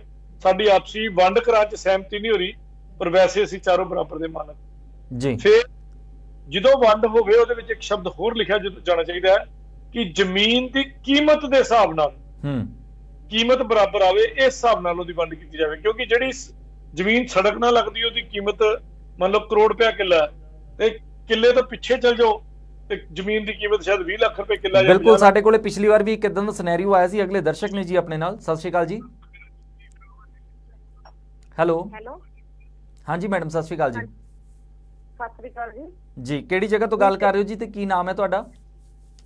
ਮੈਂ ਸੁਖਵਿੰਦਰ ਕੌਰ ਹਾਂ। ਅਸੀਂ ਜਗ੍ਹਾ ਰਾਣੀਆਂ, ਸਿਰਸਾ ਡਿਸਟ੍ਰਿਕਟ ਦੇ ਵਿੱਚ ਸ਼ਹਿਰ ਹੈ ਛੋਟਾ ਜਿਹਾ ਰਾਣੀਆਂ। ਠੀਕ ਹੈ ਜੀ। ਸੁਖਵਿੰਦਰ ਜੀ, ਕੀ ਸਵਾਲ ਹੈ ਤੁਹਾਡਾ? ਸਾਡਾ ਇਹ ਸਵਾਲ ਹੈ ਵੀ ਮਤਲਬ ਨਾ ਸਾਡੇ ਮੇਰੇ ਬ੍ਰਦਰ ਦੀ ਜ਼ਮੀਨ ਹੈ ਜਿਵੇਂ। ਹਾਂਜੀ। ਤੁਹਾਡੇ ਬ੍ਰਦਰ ਨੇ ਜ਼ਮੀਨ ਲਈ ਹੈ? ਨਹੀਂ, ਤੁਸੀਂ ਸਾਡੀ ਸਮਝੋ ਵੀ ਸਾਡਾ ਮਤਲਬ ਮੇਰੇ ਭਰਾ ਦਾ ਵੀ ਹਾਈ ਕੋਰਟ 'ਚ ਕੇਸ ਚੱਲੀ ਜਾਂਦਾ ਜੀ ਜ਼ਮੀਨ ਦਾ। ਅੱਛਾ। ਤੇ ਉਹਨਾਂ ਦਾ ਸੀਗਾ ਕੁਰਕੀ ਦੇ ਕੇਸ ਦਾ ਰੌਲਾ, ਕੋਈ ਕਾਰਤੀਏ ਨਾਲ ਮਤਲਬ ਸੀਗਾ ਬਾਣੀਏ ਦਾ ਵੀ। ਹੁਣ ਉਹਨਾਂ ਨੇ ਮਤਲਬ ਪੈਸੇ ਤਾਂ ਇਹਨਾਂ ਨੇ ਵੀਰ ਹੋਰਾਂ ਨੇ ਭਰਤੇ ਸਾਰੇ, ਤੇ ਉਹਨੇ ਚੱਕ ਵੀ ਲੈ, ਹਾਈ ਕੋਰਟ ਨੇ ਸਟੇ ਦਿੱਤਾ ਸੀ ਇਹਨਾਂ ਨੂੰ ਜਾਂਦੀ 2 ਸਾਲ ਪਹਿਲਾਂ, ਸਟੇ ਚੱਲੀ ਜਾਂਦਾ ਹਜੇ। ਇਹਦੀ ਸਾਨੂੰ ਮਤਲਬ ਜਿਵੇਂ ਕੋਈ ਇਹ ਵੀ ਪਿੰਡ ਦੀ ਸੂਚਨਾ ਮਿਲੀ ਜਿਹੜੀ ਦੂਜੀ ਪਾਰਟੀ, ਐਂਡੀ ਪਾਰਟੀ ਜਿਹੜੀ ਵੀ ਉਹ ਕਬਜ਼ਾ ਆਪਣੇ ਕੋਲੇ, ਆਪਣੀ ਜੱਦੀ ਕੁਸ਼ਤੀ ਦੀ ਆਪਣੀ ਜ਼ਮੀਨ ਸੀਗਾ, ਥੋੜਾ ਬਹੁਤਾ ਮਤਲਬ ਪੈਸਿਆਂ ਪਰ ਰੌਲਾ ਚੱਲਿਆ ਸੀ ਤੇ ਉਹ ਕਰਦਾ ਕੁਰਕੀ ਦੇ ਕੇਸ ਤੱਕ ਪਹੁੰਚ ਗਿਆ ਸੀ ਜੀ ਉਹ। ਠੀਕ ਹੈ। ਤੇ ਹੁਣ ਅਸੀਂ ਇਹ ਪੁੱਛਣਾ ਚਾਹੁੰਦੇ ਹਾਂ ਵੀ ਮਤਲਬ ਉਹ ਕਬਜ਼ਾ ਵੀ ਕਰ ਸਕਦੇ ਧੱਕੇ ਨਾਲ, ਜਿਵੇਂ ਕਿ ਹਾਈ ਕੋਰਟ ਦਾ ਤਾਂ ਕੋਈ ਫੈਸਲਾ ਨਹੀਂ ਆਇਆ, ਉਧਰੋਂ ਤਾਂ ਹਾਈ ਕੋਰਟ 'ਚ ਕੇਸ ਚੱਲੀ ਜਾਂਦਾ। ਠੀਕ ਹੈ ਮੱਲਨ ਸਾਹਿਬ, ਕੋਈ ਸਵਾਲ ਤੁਹਾਡੇ ਵੱਲੋਂ? ਨਹੀਂ, ਮੈਨੂੰ ਸਵਾਲ ਕਲੀਅਰ ਨਹੀਂ ਹੋਇਆ। ਭੈਣ ਜੀ ਨੇ ਅੱਧੀ ਗੱਲ ਪੁੱਛਣਾ ਚਾਹੁੰਦੇ ਸੀ ਵੀ ਮਤਲਬ ਵੀ ਉਹ ਜਿਵੇਂ ਕੋਈ ਕੋਰਟ ਦੀ ਕਬਜ਼ਾ ਤਾਂ ਨਹੀਂ ਨਾ ਕਰ ਸਕਦੇ ਆਪਣੇ ਤੋਂ ਜ਼ਬਰਦਸਤੀ। ਸੁਖਵਿੰਦਰ ਜੀ ਤੁਸੀਂ ਥੋੜਾ ਤੇਜ਼ ਬੋਲ ਰਹੇ ਹੋ ਤੇ ਤੁਹਾਡੀ ਆਵਾਜ਼ ਕਲੀਅਰ ਨਹੀਂ ਸੁਣ ਰਹੀ, ਤੇ ਤੁਸੀਂ ਥੋੜਾ ਜਿਹਾ ਆਰਾਮ ਨਾਲ ਦੱਸੋ ਕਿ ਮਾਮਲਾ ਪੂਰਾ ਹੈ ਕੀ ਹੈ। ਹਾਈ ਕੋਰਟ ਦੇ ਵਿੱਚ ਕੇਸ ਚੱਲ ਰਿਹਾ ਹੈ, ਤੁਸੀਂ ਕੁਝ ਕੁਰਕੀ ਦਾ ਜ਼ਿਕਰ ਕੀਤਾ ਤੇ ਤੁਹਾਡੇ ਬ੍ਰਦਰ ਦੀ ਜ਼ਮੀਨ ਹੈ, ਤੇ ਜਿਹੜੀ ਦੂਸਰੀ ਪਾਰਟੀ ਹੈਗੀ ਹੈ ਉਹਦੇ ਵੱਲੋਂ ਤੁਸੀਂ ਪੁੱਛ ਰਹੇ ਹੋ ਕਿ ਉਹ ਕਬਜ਼ਾ ਕਰ ਲੈਣਗੇ ਜਾਂ ਨਹੀਂ, ਤੇ ਕੇਸ ਕਿਸ ਚੀਜ਼ ਦਾ ਹੈਗਾ? ਕਬਜ਼ਾ ਉਹਨਾਂ ਦਾ ਆਲਰੇਡੀ ਹੈ ਜਾਂ ਕਿਵੇਂ ਹੈ? ਨਹੀਂ ਭਾਜੀ, ਇੱਕ ਮਿੰਟ, ਇਹੋ ਜਿਹੇ ਕੇਸਾਂ 'ਚ ਮੇਰੀ ਬੀਬੀ ਭੈਣ, ਮੇਰੀ ਗੱਲ ਸੁਣੋ ਧਿਆਨ ਨਾਲ। ਤੁਹਾਡੀ ਆਵਾਜ਼ ਨਹੀਂ ਜਾ ਰਹੀ ਹੋਣੀ ਹਜੇ ਫਿਲਹਾਲ, ਇੱਕ ਮਿੰਟ। ਹਾਂਜੀ ਜੀ, ਆਪਣੇ ਕੋਲੇ ਕਬਜ਼ਾ ਵੀ ਇਸ ਟਾਈਮ ਆਪਣੇ ਕੋਲੇ ਹੈ ਜੀ। ਠੀਕ ਹੈ, ਕਬਜ਼ਾ ਤੁਹਾਡੇ ਕੋਲ ਹੈ? ਹਾਂਜੀ, ਤੇ ਆਪਣੀ ਹੀ ਜ਼ਮੀਨ ਸੀ, ਜੱਦੀ ਪੁਸ਼ਤੀ ਪਿਓ ਦਾਦੇ ਦੀ ਆਪਣੀ ਜ਼ਮੀਨ ਸੀ। ਸਿਰਫ ਇਹ ਸੀ ਕਿ ਥੋੜਾ ਜਿਹਾ ਉਹਨਾਂ ਦਾ ਰੌਲਾ ਇਹ ਚੱਲਦਾ ਸੀ ਕਿ ਆੜਤੀਏ ਨਾਲ ਰੌਲਾ ਚੱਲਦਾ ਸੀ ਪੈਸਿਆਂ ਦਾ ਲੈਣ ਦੇਣ ਦਾ।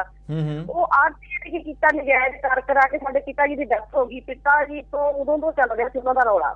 ਠੀਕ ਹੈ। ਤੇ ਪਿਤਾ ਜੀ ਦੀ ਉਹਦੀ ਡੈਥ, ਤੇ ਜਿਹੜੇ ਭਾਈ ਸੀ ਉਹਨਾਂ ਨੇ ਸੋਚਿਆ ਕਿ ਸਾਨੂੰ ਮਤਲਬ ਜਦੋਂ ਪਿਤਾ ਜੀ ਨਾਲ ਰੌਲਾ ਸੀ ਕਿ ਉਹਨਾਂ ਨੂੰ ਵੀ ਮਤਲਬ ਕੋਈ ਇੰਨਾ ਹੈ ਨਹੀਂ ਸੀ, ਅੰਦਾਜ਼ਾ ਨਹੀਂ ਰਿਹਾ। ਉਹ ਕਿਤੇ ਆੜਤੀਏ ਨੇ ਕੀ ਕੀਤਾ, ਕਰਦੇ ਕਰਾਉਂਦੇ ਵੀ ਉਹਨਾਂ ਨੇ ਮਤਲਬ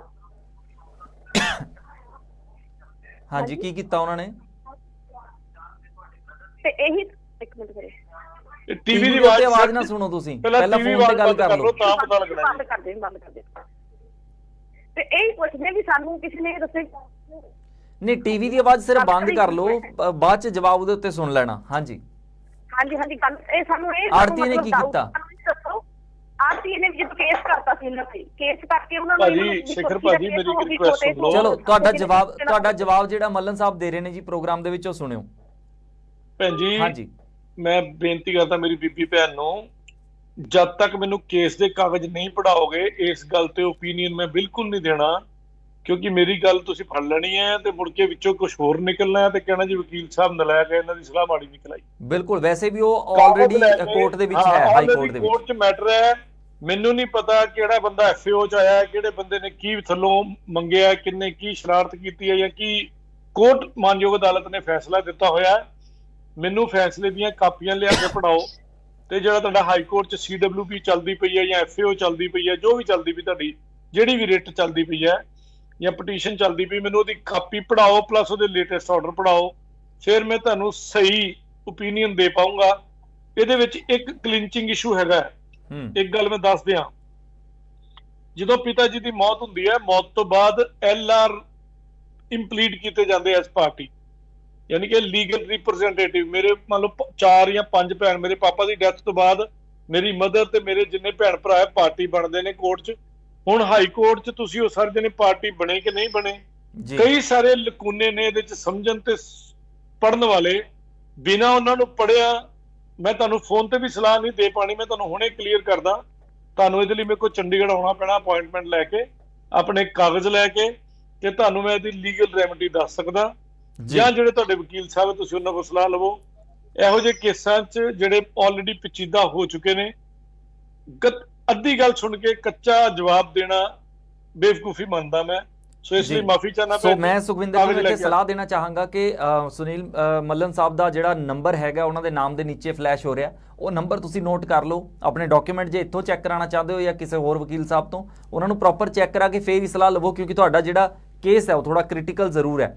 ਸੋ ਮੱਲਨ ਸਾਹਿਬ, ਇੱਥੇ ਸਾਡੇ ਇੱਕ ਦਰਸ਼ਕ ਨੇ ਦਲਜੀਤ ਸਿੰਘ, ਜਿਨ੍ਹਾਂ ਨੇ ਸਾਨੂੰ YouTube ਦੇ ਉੱਤੇ ਗੁੱਡ ਜੌਬ ਲਿਖਿਆ, ਸੋ ਉਹਨਾਂ ਦਾ ਬਹੁਤ ਬਹੁਤ ਧੰਨਵਾਦ ਹੈ। ਸੋ ਜਦੋਂ ਵੀ ਕੋਈ ਇਦਾਂ ਐਪਰੀਸ਼ੀਏਟ ਕਰਦਾ ਔਰ ਹਿੱਸਾ ਬਣਦਾ ਹੈ ਪ੍ਰੋਗਰਾਮ ਦਾ, ਤਾਂ ਸਾਨੂੰ ਬਹੁਤ ਵਧੀਆ ਲੱਗਦਾ ਹੈ, ਔਰ ਤੁਹਾਡੀ ਇਸ ਹੱਲਾਸ਼ੇਰੀ ਦੇ ਨਾਲ ਹੋਰ ਬੈਟਰ ਸਾਨੂੰ ਜਿਹੜੀ ਹੈ ਇੱਕ ਕਹਿ ਲਓ ਕਿ ਐਨਰਜੀ ਮਿਲਦੀ ਹੈ ਕਿ ਅਸੀਂ ਉਸ ਨੂੰ ਹੋਰ ਬੈਟਰ ਕਰਕੇ ਲੈ ਕੇ ਆ ਸਕੀਏ। ਸੋ ਮੱਲਨ ਸਾਹਿਬ, ਇਹ ਜਿਹੜੀ ਜਾਣਕਾਰੀ ਹੈ, ਇੱਦਾਂ ਦੀ ਜਾਣਕਾਰੀ ਆਮ ਤੌਰ ਦੇ ਉੱਤੇ ਦਰਸ਼ਕਾਂ ਨੂੰ ਨਹੀਂ ਸੁਣਨ ਨੂੰ ਮਿਲਦੀ। ਸੋ ਜਿਵੇਂ ਕਿ ਮੈਂ ਤੁਹਾਡੇ ਤੋਂ ਸਵਾਲ ਕਰ ਰਿਹਾ ਸੀਗਾ ਕਿ ਜਿਹੜੇ ਸਾਡੇ ਭੈਣ ਭਰਾ ਬਾਹਰ ਬੈਠੇ ਨੇ, ਇੱਥੇ ਭਰੋਸਾ ਸਮਝ ਕੇ ਕਿਸੇ ਦੇ ਉੱਤੇ ਭਰੋਸੇਮੰਦ ਸਮਝ ਕੇ ਕਿਸੇ ਨੂੰ ਉਹਨੂੰ ਜ਼ਮੀਨ ਦੇ ਜਾਂਦੇ ਨੇ ਕਿ ਖਿਆਲ ਰੱਖਿਆ ਜਾਵੇ ਜਾਂ ਕੁਛ, ਤਾਂ ਜ਼ਿਆਦਾਤਰ ਉਹਨਾਂ ਦੇ ਮਾਮਲਿਆਂ ਦੇ ਵਿੱਚ ਇਹ ਹੁੰਦਾ ਹੈ ਕਿ ਜ਼ਮੀਨ ਦੇ ਉੱਤੇ ਕਬਜ਼ੇ ਹੋ ਜਾਂਦੇ ਨੇ ਤੇ ਉਹਨਾਂ ਨੂੰ ਪਤਾ ਵੀ ਨਹੀਂ ਚੱਲਦਾ ਕਿ ਕਦੋਂ ਕੰਧਾਂ ਖਿੱਚ ਗਈਆਂ, ਸਭ ਕੁਝ ਹੋ ਗਿਆ। ਸੋ ਉਹਨਾਂ ਦੇ ਲਈ ਕੀ ਸਲਾਹ ਹੈਗੀ ਹੈ ਜਾਂ ਉਹਨਾਂ ਦੇ ਲਈ ਖਾਸ ਇੰਸਟਰਕਸ਼ਨ ਕੀ ਹੈ ਤੁਹਾਡੇ ਕੋਲੋਂ?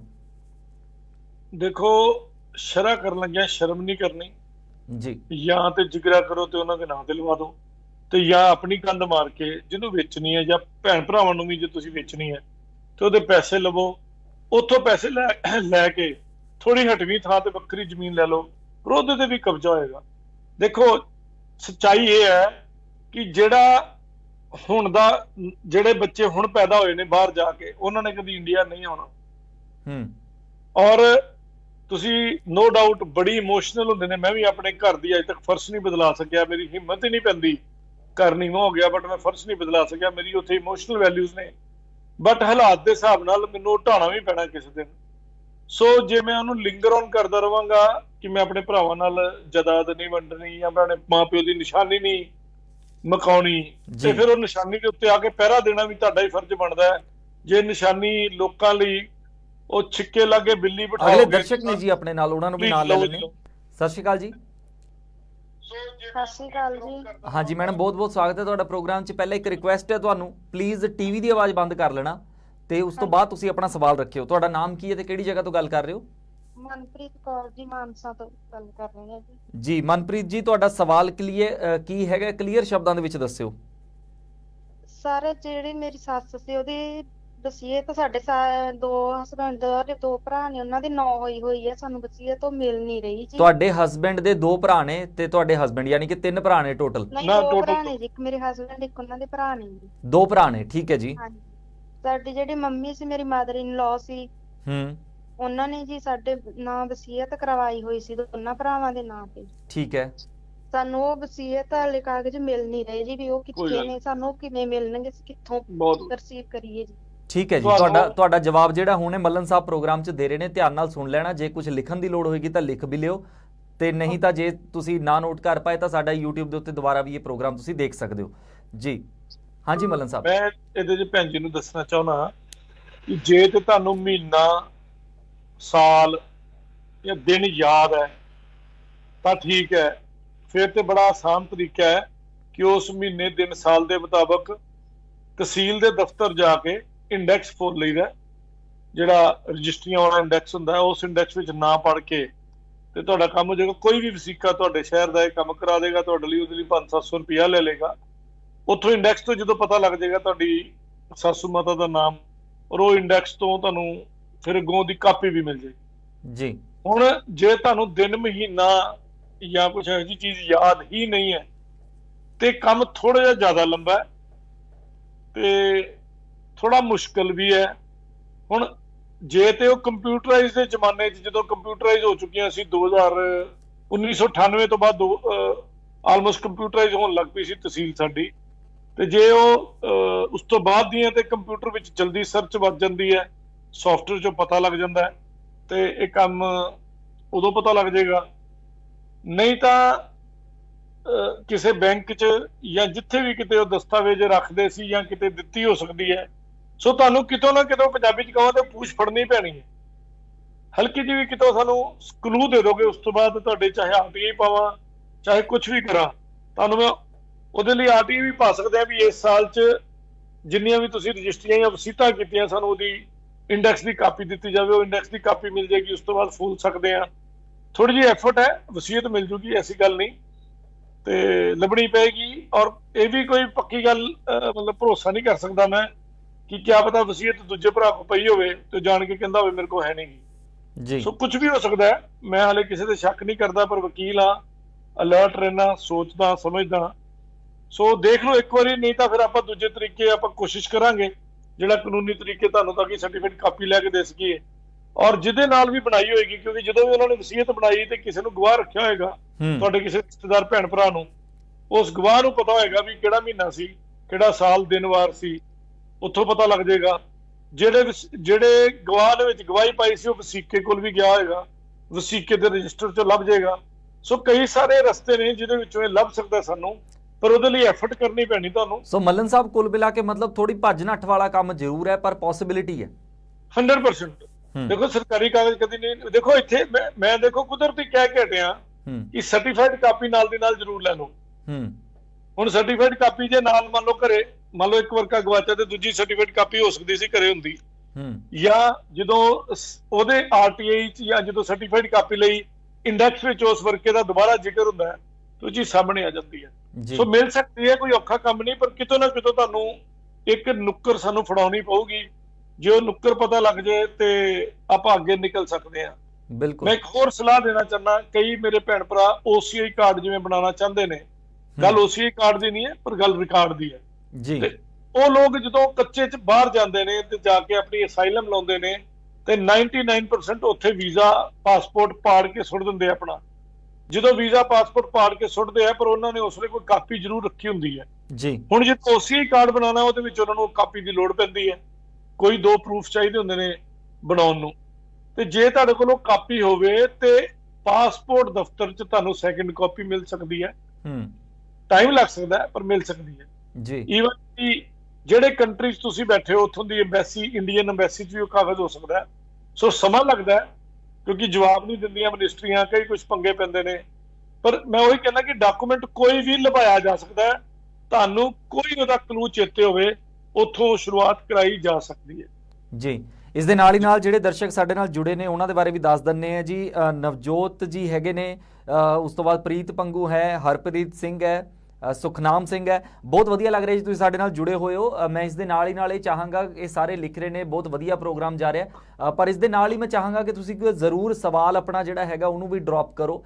ਕਮੈਂਟ ਦੇ ਵਿੱਚ ਤੁਸੀਂ ਸਵਾਲ ਲਿਖ ਸਕਦੇ ਹੋ ਜਾਂ ਫਿਰ ਕਾਲ ਕਰ ਸਕਦੇ ਹੋ। ਸਕਰੀਨ ਦੇ ਉੱਤੇ ਨੰਬਰ ਫਲੈਸ਼ ਹੋ ਰਹੇ ਨੇ। ਜਿਹੜੇ ਲੋਕੀ ਸਾਨੂੰ ਕੈਨੇਡਾ ਦੇ ਵਿੱਚ ਜਾਂ ਬਾਹਰੋਂ ਵੀ ਦੇਖ ਰਹੇ ਨੇ, ਅਗਰ ਉਹ ਵੀ ਕੋਈ ਸਵਾਲ ਪੁੱਛਣਾ ਚਾਹਣ ਤਾਂ ਉਹ ਕਰ ਸਕਦੇ ਆ। ਸੋ ਕੁਝ ਦਰਸ਼ਕ ਮੈਨੂੰ ਇਹ ਪ੍ਰੋਗਰਾਮ ਚੱਲਦੇ 'ਚ ਵੀ ਫੋਨ ਕਰ ਰਹੇ ਨੇ। ਮੇਰੀ ਉਹਨਾਂ ਨੂੰ ਬੇਨਤੀ ਹੈ ਕਿ ਪ੍ਰੋਗਰਾਮ 9:30 ਖਤਮ ਹੋਏਗਾ, 9:30 ਤੋਂ ਬਾਅਦ ਮੈਨੂੰ ਕਾਲ ਕਰ ਲਿਓ, ਮੈਂ ਤੁਹਾਡੀ ਕਾਲ ਚੁੱਕ ਲਵਾਂਗਾ। ਵੈਸੇ ਮੈਂ ਇੰਡੀਆ ਦੇ ਲੋਕਾਂ ਦੀ ਕਾਲ 4 ਤੋਂ 6 ਸ਼ਾਮ ਨੂੰ ਅਟੈਂਡ ਕਰਦਾ, ਤੇ ਇਸ ਵੇਲੇ ਪ੍ਰੋਗਰਾਮ 'ਚ ਮੈਂ ਆਪਣਾ ਫੋਨ ਨਹੀਂ ਚੁੱਕ ਪਾਉਂਦਾ। ਸੋ ਬੇਨਤੀ ਹੈ ਕਿ ਉਦੋਂ ਨਾ ਚੁੱਕਿਆ ਕਰੋ। ਤੇ ਇੱਕ ਦੂਜੀ ਬੇਨਤੀ ਇਹ ਕਰਦੇ ਹਾਂ ਕਿ ਜੇ ਤੁਹਾਨੂੰ ਸਾਡਾ ਪ੍ਰੋਗਰਾਮ ਚੰਗਾ ਲੱਗਦਾ ਹੈ ਤੇ ਘੱਟੋ ਘੱਟ ਅੱਗੇ ਸ਼ੇਅਰ ਜ਼ਰੂਰ ਕਰਿਆ ਕਰੋ, ਜਿਹਦੇ ਨਾਲ ਕਿ ਹੋਰ ਲੋਕਾਂ ਤੱਕ ਵੀ ਸਹੀ ਜਾਣਕਾਰੀ ਸਹੀ ਸਮੇਂ ਤੇ ਪਹੁੰਚ ਸਕੇ, ਕਿਸੇ ਦੀ ਮਦਦ ਹੋ ਸਕੇ ਜੀ। ਮੱਲਨ ਸਾਹਿਬ, ਹੁਣ ਸਭ ਤੋਂ ਵੱਡਾ ਸਵਾਲ ਹੈ ਕਿ ਨਜਾਇਜ਼ ਕਬਜ਼ਿਆਂ ਤੋਂ ਕਿਵੇਂ ਬਚਿਆ ਜਾਵੇ। ਨਜਾਇਜ਼ ਕਬਜ਼ਿਆਂ ਦੇ ਵਿੱਚ ਨਾ ਬਹੁਤ ਸਾਰੀਆਂ ਚੀਜ਼ਾਂ ਆ ਜਾਂਦੀਆਂ ਨੇ, ਹੈ ਨਾ। ਅਸੀਂ ਇਹ ਆਮ ਤੌਰ ਦੇ ਉੱਤੇ, ਤੇ ਤੁਸੀਂ ਹੁਣ ਜਿਵੇਂ ਪਹਿਲਾਂ ਗੱਲ ਕਰ ਰਹੇ ਸੀ ਕਾਲ ਆਉਣ ਤੋਂ ਪਹਿਲਾਂ, ਕਿ ਆਪਣੀ ਬਾਉਂਡਰੀ ਖਿੱਚਣੀ ਜਿਹੜੀ ਹੈਗੀ ਹੈ ਬਹੁਤ ਜ਼ਰੂਰੀ ਹੈ। ਸੋ ਜ਼ਮੀਨ, ਖੇਤ ਨੇ ਤਾਂ ਬਾਉਂਡਰੀ ਬਣਾਉਣਾ ਬਹੁਤ ਜ਼ਰੂਰੀ ਹੈ, ਜਾਂ ਫਿਰ ਕੋਈ ਪਲਾਟ ਵਾਲਾ ਕੋਈ ਏਰੀਆ ਹੈਗਾ ਤਾਂ ਉੱਥੇ ਦੀਵਾਰਾਂ ਖਿੱਚੋ। ਸੋ ਇਹ ਤਾਂ ਬਹੁਤ ਜ਼ਰੂਰੀ ਹੈ। ਇਸ ਤੋਂ ਇਲਾਵਾ ਹੋਰ ਕਿਹੜੀਆਂ ਗੱਲਾਂ ਦਾ ਖਾਸ ਧਿਆਨ ਰੱਖਿਆ ਜਾਵੇ ਕਿ ਨਜਾਇਜ਼ ਕਬਜ਼ਿਆਂ ਤੋਂ ਬਚਿਆ ਜਾ ਸਕੇ? ਸਮਾਂ ਬਹੁਤ ਥੋੜਾ ਤੇ ਸਵਾਲ ਤੁਸੀਂ ਬਹੁਤ ਹੀ ਵੱਡਾ ਪੁੱਛ ਲਿਆ ਜੀ, ਬਹੁਤ ਹੀ ਵੱਡਾ ਸਵਾਲ ਪੁੱਛ ਲਿਆ। ਔਰ ਇਸ ਸਵਾਲ 'ਚ ਜੇ ਤੁਸੀਂ ਤੇ ਮੈਂ ਭਰਾਵਾਂ ਤੇ ਮੇਰੀ ਬਦਨੀਤੀ ਸ਼ਾਮਲ ਹੈ ਜੀ। ਔਰ ਉਸ ਬਦਨੀਤੀ ਦੀ ਲੈਵਲ ਹੀ ਕੁਛ ਨਹੀਂ ਹੈ। ਮੈਂ ਗਿਰਨ ਲੱਗਾ ਉਸ ਲੈਵਲ ਤੱਕ ਗਿਰਨਾ ਹੈ ਕਿ ਤੁਸੀਂ, ਤੁਹਾਡੀਆਂ ਅਗਲੀਆਂ ਪੁਸ਼ਤਾਂ ਵੀ ਲੱਗ ਜਾਣੀਆਂ ਉਸ ਗਿਰਾਵਟ 'ਚੋਂ ਬਾਹਰ ਕੱਢਣ ਨੂੰ ਜੀ, ਕਿਉਂਕਿ ਸਾਡਾ ਸਿਸਟਮ ਵੀ ਇੱਥੇ ਵਿਗੜਿਆ ਹੋਇਆ ਹੈ। ਸੋ ਲੰਬਾ ਸਵਾਲ ਹੈ, ਜਵਾਬ ਬਹੁਤ ਲੰਬਾ ਹੈ, ਬ੍ਰੌਡ ਕੁਐਸਚਨ ਹੈ। ਅਗਲੇ ਪ੍ਰੋਗਰਾਮ 'ਚ ਲਵਾਂਗੇ ਆਪਾਂ। ਅੱਜ ਕੋਈ ਹੋਰ ਮੁੱਦਾ ਛੋਟਾ ਜਿਹਾ ਲੈ ਲਈਏ, ਕਿਉਂਕਿ ਟਾਈਮ ਬੜਾ ਥੋੜਾ ਬਚਿਆ, 7-8 ਮਿੰਟ। ਜਿੰਨਾ ਅਸੀਂ ਐਕਸਪਲੇਨ ਕਰ ਸਕਦੇ ਹਾਂ ਉਹਨਾਂ ਤੇ ਕਰੀਏ, ਕੁਝ ਖਾਸ ਗੱਲਾਂ ਉਹਨਾਂ ਕਰਦੇ ਹਾਂ। ਸਭ ਤੋਂ ਪਹਿਲੀ ਗੱਲ ਬਈ ਆਪਣੇ ਇਮੋਸ਼ਨਸ ਖਤਮ ਕਰੋ। ਮੈਂ ਆਪਣੇ ਸਾਰੇ ਦਰਸ਼ਕਾਂ ਨੂੰ ਕਹਿਣਾ ਕਿ ਆਪਣੇ ਭੈਣ ਭਰਾਵਾਂ ਨਾਲ ਬੜੇ ਪਿਆਰ ਨਾਲ, ਇੱਜ਼ਤ ਨਾਲ ਉਹਨਾਂ ਨੂੰ ਕਹੋ ਕਿ ਆਪਾਂ ਆਪਣੀ ਆਪਣੀ ਜ਼ਮੀਨ ਵੰਡੀਏ, ਉਹਦੇ ਤੇ ਆਪਣਾ ਆਪਣਾ ਕਬਜ਼ਾ ਰੱਖੀਏ। ਜੇ ਤੇ ਤੁਹਾਡੇ ਲੱਗਦਾ ਬੱਚਿਆਂ ਨੇ ਕੱਲ ਨੂੰ ਆ ਕੇ ਇਸ ਜ਼ਮੀਨ ਨੂੰ ਸਾਂਭਣਾ, ਵਰਤਣਾ, ਤਾਂ ਉਸ ਜ਼ਮੀਨ ਨੂੰ ਰੱਖੋ ਕੋਲ। ਨਹੀਂ ਤਾਂ ਮੈਂ ਸਲਾਹ ਦਊਂਗਾ ਕਿ ਉਹਨੂੰ ਪੈਕਅਪ ਕਰੋ, ਆਪਣੇ ਭੈਣ ਭਰਾਵਾਂ ਨੂੰ ਵੇਚ ਦਿਓ, ਉਹਦੇ ਪੈਸੇ ਲੈ ਕੇ ਕੋਈ ਐਸਾ ਪਲਾਟ ਜਾਂ ਐਸਾ ਮਕਾਨ ਜਾਂ ਐਸੀ ਕਮਰਸ਼ੀਅਲ ਪ੍ਰਾਪਰਟੀ ਜਿਹੜੀ ਵੀ ਬਣਾਓ, ਜਿਹੜੀ ਤੁਹਾਡੇ ਕਬਜ਼ੇ 'ਚ ਰਹਿ ਸਕੇ, ਜਾਂ ਜਿਹਦੇ ਉੱਤੇ ਇੱਕ ਪ੍ਰੋਪਰ ਕਿਰਾਏਨਾਮਾ, ਲੀਜ਼ ਡੀਡ ਜਾਂ ਕੋਈ ਐਸਾ ਦਸਤਾਵੇਜ਼ ਬਣਾ ਕੇ ਕਿਸੇ ਨੂੰ ਦਿੱਤਾ ਜਾ ਸਕੇ ਕਿ ਉਹ ਤੁਹਾਡੇ ਕਬਜ਼ੇ ਤੋਂ ਬਾਹਰ ਨਾ ਜਾਵੇ। ਪਹਿਲਾ ਕੰਮ ਇਮੋਸ਼ਨਸ ਖਤਮ ਕਰਨਾ। ਮੈਂ ਕਿਹਾ ਕਿ ਆਪਣੇ ਇਮੋਸ਼ਨਸ ਨੂੰ ਥੋੜਾ ਜਿਹਾ ਖਤਮ ਕਰੋ ਜਾਂ ਕੰਟਰੋਲ 'ਚ ਲਿਆਓ। ਸੈਕਿੰਡ, ਆਪਣੀ ਜ਼ਮੀਨ ਦੀ ਉਸ ਵੰਡ ਨੂੰ ਪ੍ਰੋਪਰ ਆਪਣੇ ਭੈਣ ਭਰਾਵਾਂ ਨਾਲ ਕਰੋ। ਤੀਜਾ ਕੰਮ ਕਿ ਜਿਹੜਾ ਸਰਕਾਰੀ ਰਿਕਾਰਡ ਹੈ, ਹਰ ਸਾਲ 20 ਰੁਪਏ ਖਰਚ ਕੇ ਆਪਣੀ ਫਰਦ ਲਵੋ, ਤੇ ਫਰਦ ਵਿੱਚ ਆਪਣਾ ਨਾਮ ਤੇ ਆਪਣੇ ਹਿੱਸੇ ਤੇ ਚੜੀ ਜ਼ਮੀਨ, ਉਹ ਸਵਾਲ ਕੱਢ ਕੇ ਚੈੱਕ ਕਰ ਲਓ ਵੀ ਗਜ ਸੂਤਰ ਓਨੇ ਹੀ ਨੇ। ਔਰ ਤੀਜੀ ਗੱਲ, ਮੈਂ ਜਿਹੜੀ ਫਿਜ਼ੀਕਲ ਪ੍ਰੈਜ਼ੈਂਸ ਦੀ ਗੱਲ ਕਰਦਾ ਜੀ, ਜਿੱਥੇ ਵੀ ਤੁਹਾਡੀ ਜ਼ਮੀਨ ਹੈ ਉਹਦੇ ਘੱਟੋ ਘੱਟ 2 ਡਾਇਗਨਲ ਕਾਰਨਰਸ ਤੇ, ਡਾਇਗਨਲ ਕਾਰਨਰ ਕਿਹਨੂੰ ਕਹਾਂਗਾ? ਜ਼ਮੀਨ ਦਾ ਇੱਕ ਇਹ ਵਾਲਾ ਹਿੱਸਾ ਚੌਰਸ ਚੋਂ, ਇੱਕ ਇਹ ਵਾਲਾ ਹਿੱਸਾ ਜਾਂ ਇਹ ਵਾਲਾ ਹਿੱਸਾ ਤੇ ਇਹ ਵਾਲਾ ਹਿੱਸਾ, ਡਾਇਗਨਲ ਕਾਰਨਰ ਤੇ 10 ਬਾਏ 10 ਦਾ ਸੀਮਟ ਵਾਲਾ ਕਮਰਾ ਉੱਥੇ ਪਾਓ। ਔਰ ਉਹਦੇ ਤੇ ਆਪਣਾ ਨਾਮ ਪ੍ਰੋਪਰ ਜ਼ਿਕਰ ਕਰੋ ਡਾਇਗਨਲ ਤੇ ਡਾਇਗਨਲ ਦੇ ਜਿਹੜਾ ਦੂਸਰਾ ਹਿੱਸਾ ਬਚੇਗਾ, ਯਾਨੀ ਕਿ ਇੱਥੇ ਜੇ ਤੁਸੀਂ ਪਾਇਆ ਤੇ ਕਿੱਥੇ ਪਾਇਆ ਤੇ ਇਹਦੇ ਤੋਂ ਬਾਅਦ ਇਹ ਜਗ੍ਹਾ ਬਚਦੀ ਹੈ ਤੇ ਇਹ ਜਗ੍ਹਾ ਬਚਦੀ ਹੈ ਤੇ ਇਹ ਜਗ੍ਹਾ ਬਚਦੀ ਹੈ, ਯਾਨੀ ਕਿ ਜਿਹੜੇ ਆਪੋਜ਼ਿਟ ਡਾਇਗਨਲ ਬਚੇ ਉਹਦੇ ਤੇ ਆਪਣੀ ਕੋਈ ਬੁਰਜੀ ਲਾਓ ਤਾਂ ਕਿ ਉੱਥੋਂ ਨਿਸ਼ਾਨਦੇਹੀ ਆਸਾਨ ਹੋ ਸਕੇ। ਬੁਰਜੀ ਲਾਉਣ ਦਾ ਵੀ ਵਧੀਆ ਤਰੀਕਾ ਕਿ 2.5-3 ਫੁੱਟ ਡੂੰਘਾ ਟੋਇਆ ਪੁੱਟ ਕੇ ਉਹਦੇ ਵਿੱਚ ਚਿੱਟੇ ਰੰਗ ਦੀ ਪਾਈਪ ਪਾ ਕੇ 2-3 ਸਰੀਏ ਪਾ ਕੇ ਸਰੀਏ ਮੋੜ ਕੇ ਉਹਦੇ ਚ ਸੀਮਟ ਭਰ ਦਿਓ ਤਾਂ ਕਿ ਚਿੱਟਾ ਦੂਰੋਂ ਦਿਖੇ 3 ਫੁੱਟ ਡੂੰਘਾ ਤੇ 3 ਫੁੱਟ ਬਾਹਰ ਨਿਕਲਿਆ। ਸੋ ਪਹਿਲਾਂ ਆਪਣੀ ਜ਼ਮੀਨ ਦੀ ਨਿਸ਼ਾਨਦੇਹੀ ਆਪਣੇ ਕੋਲ ਰੱਖੋ, ਕਿਸੇ ਨਾ ਕਿਸੇ ਪ੍ਰੋਫੈਸ਼ਨਲ ਨਾਲ ਟੱਚ 'ਚ ਰਹੋ, ਉਹਨੂੰ ਉਹਦੀ ਫੀਸ ਦੇਵੋ ਤਾਂ ਕਿ ਉਹਨਾਂ ਨੂੰ ਕਿਹਾ ਜਾਵੇ। ਮੱਲਨ ਸਾਹਿਬ ਆਪਣੇ ਨਾਲ ਦਰਸ਼ਕ ਨੇ ਜੀ, ਉਹਨਾਂ ਨੂੰ ਵੀ ਨਾਲ ਲੈ ਲੈਣੇ। ਸਤਿ ਸ਼੍ਰੀ ਅਕਾਲ ਜੀ। ਹਾਂਜੀ ਸਰ, ਸਤਿ ਸ਼੍ਰੀ ਅਕਾਲ ਜੀ, ਬਹੁਤ ਬਹੁਤ ਸਵਾਗਤ ਹੈ ਤੁਹਾਡਾ। ਰਿਕੁਐਸਟ ਹੈ ਇੱਕ ਪਲੀਜ਼ ਆਪਣੇ ਤੁਸੀਂ ਜਿਸ ਵੀ ਉਸ ਦੇ ਉੱਤੇ ਮੀਡੀਅਮ ਦੇ ਉੱਤੇ ਦੇਖ ਰਹੇ ਹੋ ਪ੍ਰੋਗਰਾਮ, ਉਹਦੀ ਆਵਾਜ਼ ਬੰਦ ਕਰ ਲਓ ਪਲੀਜ਼। ਹਾਂਜੀ ਹੁਣ ਤੁਸੀਂ ਆਪਣਾ ਸਵਾਲ ਪੁੱਛ ਸਕਦੇ ਹੋ ਜੀ। ਕੀ ਨਾਮ ਹੈ ਤੁਹਾਡਾ ਤੇ ਕਿਹੜੀ ਜਗ੍ਹਾ ਤੋਂ ਗੱਲ ਕਰ ਰਹੇ ਹੋ? ਨਮਸਕਾਰ ਸਰ ਜੀ, ਮੈਂ ਗੁਰਦਾਸਪੁਰ ਤੋਂ ਬੋਲ ਰਿਹਾ, ਸੁਖਵਿੰਦਰ ਸਿੰਘ ਨਾਮ ਮੇਰਾ ਜੀ। ਜੀ ਸੁਖਵਿੰਦਰ ਸਿੰਘ ਜੀ, ਕੀ ਸਵਾਲ ਕੀ ਹੈ ਤੁਹਾਡਾ? ਸਵਾਲ ਇਹ ਹੈ ਜੀ, ਜਿਹੜੇ ਜ਼ਮੀਨਾਂ ਲੋਕ ਬਾਹਰ ਚਲ ਜਾਂਦੇ ਜੀ, ਉਹਨਾਂ ਦੇ ਕਬਜ਼ੇ ਹੋ ਜਾਂਦੇ ਆ, ਮਤਲਬ ਇੱਥੇ ਜਿਹੜੇ ਰਿਸ਼ਤੇਦਾਰ ਆ ਜਾਂ ਕੋਈ ਸੱਜਣ ਮਿੱਤਰ ਆ ਉਹ ਕਬਜ਼ਾ ਕਰ ਲੈਂਦੇ ਨੇ। ਠੀਕ ਹੈ। ਉਹ ਦਬਦਬਾ ਪਾ ਕੇ ਉਹਨਾਂ ਨੂੰ ਜ਼ਮੀਨਾਂ ਲੈ ਲੈਂਦੇ ਨੇ ਤੇ ਉਹਨਾਂ ਨੂੰ ਜਾਂ ਜ਼ਮੀਨਾਂ ਆਪਣੇ ਵੇਚ ਕੇ ਆਪਣਾ ਧਨ ਤੋਂ ਇਕੱਠਾ ਕਰਕੇ ਫਿਰ ਲੈ ਜਾਣ, ਉਹਨਾਂ ਹੈਗਾ ਜੀ, ਨਹੀਂ ਤੇ ਫਿਰ ਲੋਕ ਕਬਜ਼ਾ ਕਰ ਲੈਂਦੇ, ਉਹ ਛੱਡਦੇ ਨਹੀਂ ਜਿਹੜੇ ਲੋਕ। ਜੀ ਬਿਲਕੁਲ ਠੀਕ ਗੱਲ ਕਹੀ। ਸੁਖਵਿੰਦਰ ਜੀ ਨੇ ਇੱਕ ਸੁਝਾਅ ਦਿੱਤਾ ਹੈ, ਮਤਲਬ ਜਿਹੜੇ ਦਰਸ਼ਕ ਬਾਕੀ ਦੇ ਦੇਖ ਰਹੇ ਨੇ ਉਹਨਾਂ ਲਈ ਇੱਕ ਸੁਝਾਅ ਦਿੱਤਾ ਉਹਨਾਂ ਨੇ। ਬਿਲਕੁਲ ਜੀ ਸੁਖਵਿੰਦਰ ਜੀ, ਬਹੁਤ ਬਹੁਤ ਧੰਨਵਾਦ। ਹੁੰਦਾ ਹੀ ਇਸ ਤਰ੍ਹਾਂ ਹੈ ਕਿ ਤੁਸੀਂ ਸ਼ੇਖਰ ਭਾਜੀ ਫੋਰਨ ਰਹਿੰਦੇ ਹੋ, ਮੈਂ ਇੰਡੀਆ ਰਹਿਣਾ, ਮੇਰੀ ਜ਼ਮੀਨ ਤੁਹਾਡੇ ਨਾਲ ਲੱਗਦੀ ਹੈ ਜਾਂ ਮੈਂ ਤੁਹਾਡਾ ਰਿਸ਼ਤੇਦਾਰ ਹਾਂ, ਮੈਂ ਧੀਰੇ ਧੀਰੇ ਤੁਹਾਡੇ ਤੇ ਕਬਜ਼ਾ ਕਰ ਲੈਣਾ। ਇੱਥੋਂ ਤੱਕ ਵੀ ਮੈਂ ਲੋਕਾਂ ਦਾ ਕਰੈਕਟਰ ਮਾੜਾ ਦੇਖਿਆ ਕਿ ਜਦੋਂ ਤੁਸੀਂ ਫੋਰਨ ਤੋਂ ਆਏ ਹੋ ਮੈਂ ਤੁਹਾਡੇ ਤੇ ਕੋਈ ਕੇਸ ਪਾਤਾ, ਤੁਸੀਂ ਕੇਸ ਤੋਂ ਡਰਦੇ ਬਾਹਰ ਭੱਜ ਗਏ ਹੋ ਕਿ ਮੈਂ ਕੇਸ 'ਚ ਫਸ ਗਿਆ ਤੇ ਮੈਂ ਵਾਪਸ ਨਹੀਂ ਜਾ ਸਕਣਾ। ਇੰਡੀਆ 'ਚ ਚੰਡੀਗੜ੍ਹ ਤੋਂ ਮੁਹਾਲੀ ਜਾ ਕੇ ਕੇਸ ਲੜਨਾ ਔਖਾ ਹੈ, ਕੈਨੇਡਾ ਤੋਂ ਇੰਡੀਆ ਆ ਕੇ ਕੇਸ ਲੜਨ ਦਾ ਹੋਰ ਔਖਾ। ਬਿਲਕੁਲ ਉਸ ਚੱਕਰ 'ਚ ਫਿਰ ਡਰ ਨੂੰ ਸਾਹਮਣੇ ਰੱਖਦੇ ਹੋਇਆ ਜਿਹੜੀ ਚੀਜ਼ ਕਰੋੜ ਦੀ ਸੀ ਉਹ 20 ਲੱਖ ਰੁਪਏ 'ਚ ਫੈਸਲਾ ਹੁੰਦਾ, 25 ਲੱਖ 'ਚ ਫੈਸਲਾ ਹੁੰਦਾ, ਤਾਂ ਲੋਕਾਂ ਦੀ ਨੀਤ ਭਾਜੀ ਇੱਥੇ ਤੱਕ ਮਾੜੀ ਹੋ ਚੁੱਕੀ ਹੈ। ਸੋ ਇਸ ਕਰਕੇ ਕਹਿੰਦਾ ਕਿ ਜੁੱਤੀ ਕਾਇਮ ਰੱਖੋ, ਆਪਣਾ ਕਬਜ਼ਾ ਆਪਣੇ ਕੋਲ ਰੱਖੋ ਔਰ ਬਜਾਏ ਮਤਲਬ ਜਿਸ ਟਾਈਮ ਦੇ ਉੱਤੇ ਹਾਲਾਤ ਸਹੀ ਵੀ ਦਿਖ ਰਹੇ ਨੇ ਨਾ, ਉਸ ਟਾਈਮ ਦੇ ਉੱਤੇ ਵੀ ਮਤਲਬ ਇੱਕ ਵਕੀਲ ਵਾਲੀ ਸਮਝ ਰੱਖ ਲਓ ਕਿ ਸ਼ੱਕ ਦੀ ਨਜ਼ਰ ਨਾਲ ਹੀ ਦੇਖ ਕੇ ਆਪਣਾ ਪਹਿਲਾਂ ਹੀ ਤੁਸੀਂ ਆਪਣੇ ਆਪ ਨੂੰ ਪੁਖਤਾ ਪ੍ਰਬੰਧਾਂ ਦੇ ਵਿੱਚ ਰੱਖੋ। ਭਾਜੀ ਮੇਰੇ ਕੋਲ ਇੱਕ ਐਸਾ ਕੇਸ ਆਇਆ ਜਿਹਦੇ ਵਿੱਚ ਫਾਦਰ ਨੇ ਆਪਣੀ ਪੂਰੀ ਜੀਵਨ ਕਾਲ 'ਚ ਕੋਈ ਪੈਲੀ ਨਹੀਂ ਲਿੱਤੀ। ਠੀਕ ਹੈ। ਪਰ ਬੜੇ ਪੈਸੇ ਇਕੱਠੇ ਕਰਕੇ 2.5 ਸਾਲ ਦੀ ਉਮਰ ਦਾ ਜਦੋਂ ਬੇਟਾ ਸੀ, ਅੱਜ ਉਹਨਾਂ ਦੀ ਉਮਰ 80 ਸਾਲ ਹੈ, ਉਦੋਂ ਉਹਨਾਂ ਨੇ ਇੱਕ ਜ਼ਮੀਨ ਲਿੱਤੀ। 18 ਸਾਲ ਦੀ ਉਮਰ 'ਚੋਂ ਬੰਦਾ ਅਮਰੀਕਾ ਜਾਂਦਾ 2 ਨੰਬਰ 'ਚ, ਉੱਥੋਂ ਇੰਨੇ ਪੈਸੇ ਭੇਜਦਾ ਕਿ ਇੰਡੀਆ 'ਚ ਜ਼ਮੀਨ ਖਰੀਦੀ ਜਾਂਦੀ ਹੈ ਤੇ ਜ਼ਮੀਨ ਫਾਦਰ ਆਪਣੇ ਨਾਂ ਤੇ, ਡੈਡੀ ਨੂੰ ਕਹਿੰਦਾ ਤੁਸੀਂ ਆਪਣੇ ਨਾਂ ਤੇ ਲਵਾ ਲਓ ਜੀ, ਫਾਦਰ ਆਪਣੇ ਨਾਂ ਤੇ ਜ਼ਮੀਨ ਲਾ ਲੈਂਦੇ ਨੇ।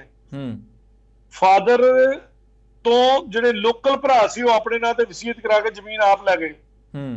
ਫਾਦਰ ਦੀ ਡੈਥ ਤੇ ਉਹਨੂੰ ਦੱਸਿਆ ਤੱਕ ਨਹੀਂ ਜੀ, ਜਦ ਕਿ ਉਹ ਆਪਣੇ ਭਰਾਵਾਂ ਨੂੰ ਉੱਪਰ ਚੁੱਕਣ ਲਈ ਉਹਨੇ ਵਿਆਹਾਂ ਤੇ ਜੋ ਵੀ ਆਪਣੇ ਬੱਚਿਆਂ ਨੂੰ ਸ਼ਗਨ ਮਨੋਰਥ ਦੇਣੇ ਸੀ ਖੁੱਲੇ ਤੌਰ ਤੇ ਦਿੱਤੇ।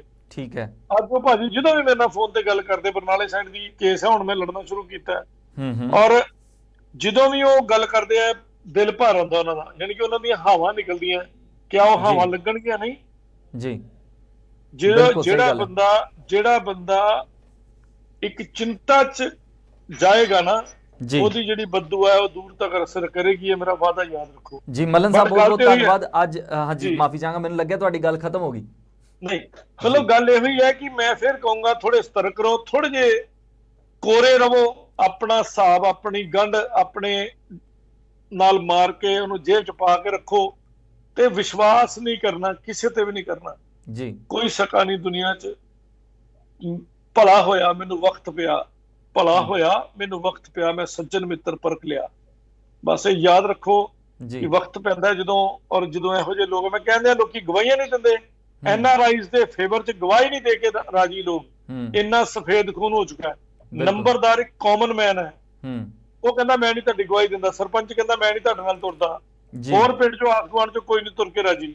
ਤੇ ਦੱਸੋ ਕੀ ਆਪਾਂ ਆਪਣੇ ਇਹਨਾਂ ਦੇ ਭੈਣ ਭਰਾਵਾਂ ਨੂੰ ਸੰਦੇਸ਼ਾ ਦਿੰਦੇ ਪਏ ਜੀ। ਬਿਲਕੁਲ। ਮੈਂ ਕੁਝ ਪ੍ਰਪੋਜ਼ਲ ਬਣਾ ਕੇ ਭੇਜੀਆਂ ਸਰਕਾਰਾਂ ਨੂੰ, ਦੇਖੋ ਜੇ ਨਵੀਂ ਸਰਕਾਰ ਆਂਦੀ ਉਹਦੇ 'ਚ ਜੇ ਕੋਈ ਮੇਰੀ ਗੱਲ ਦੀ ਸੁਣਵਾਈ ਹੋਈ ਤੇ ਐਨਆਰਆਈ ਭੈਣ ਭਰਾਵਾਂ ਲਈ ਕੁਝ ਪ੍ਰਪੋਜ਼ਲਾਂ ਭੇਜੀਆਂ ਹੋਈਆਂ ਨੇ ਪਿਛਲੀ ਸਰਕਾਰ ਤੋਂ ਹੀ।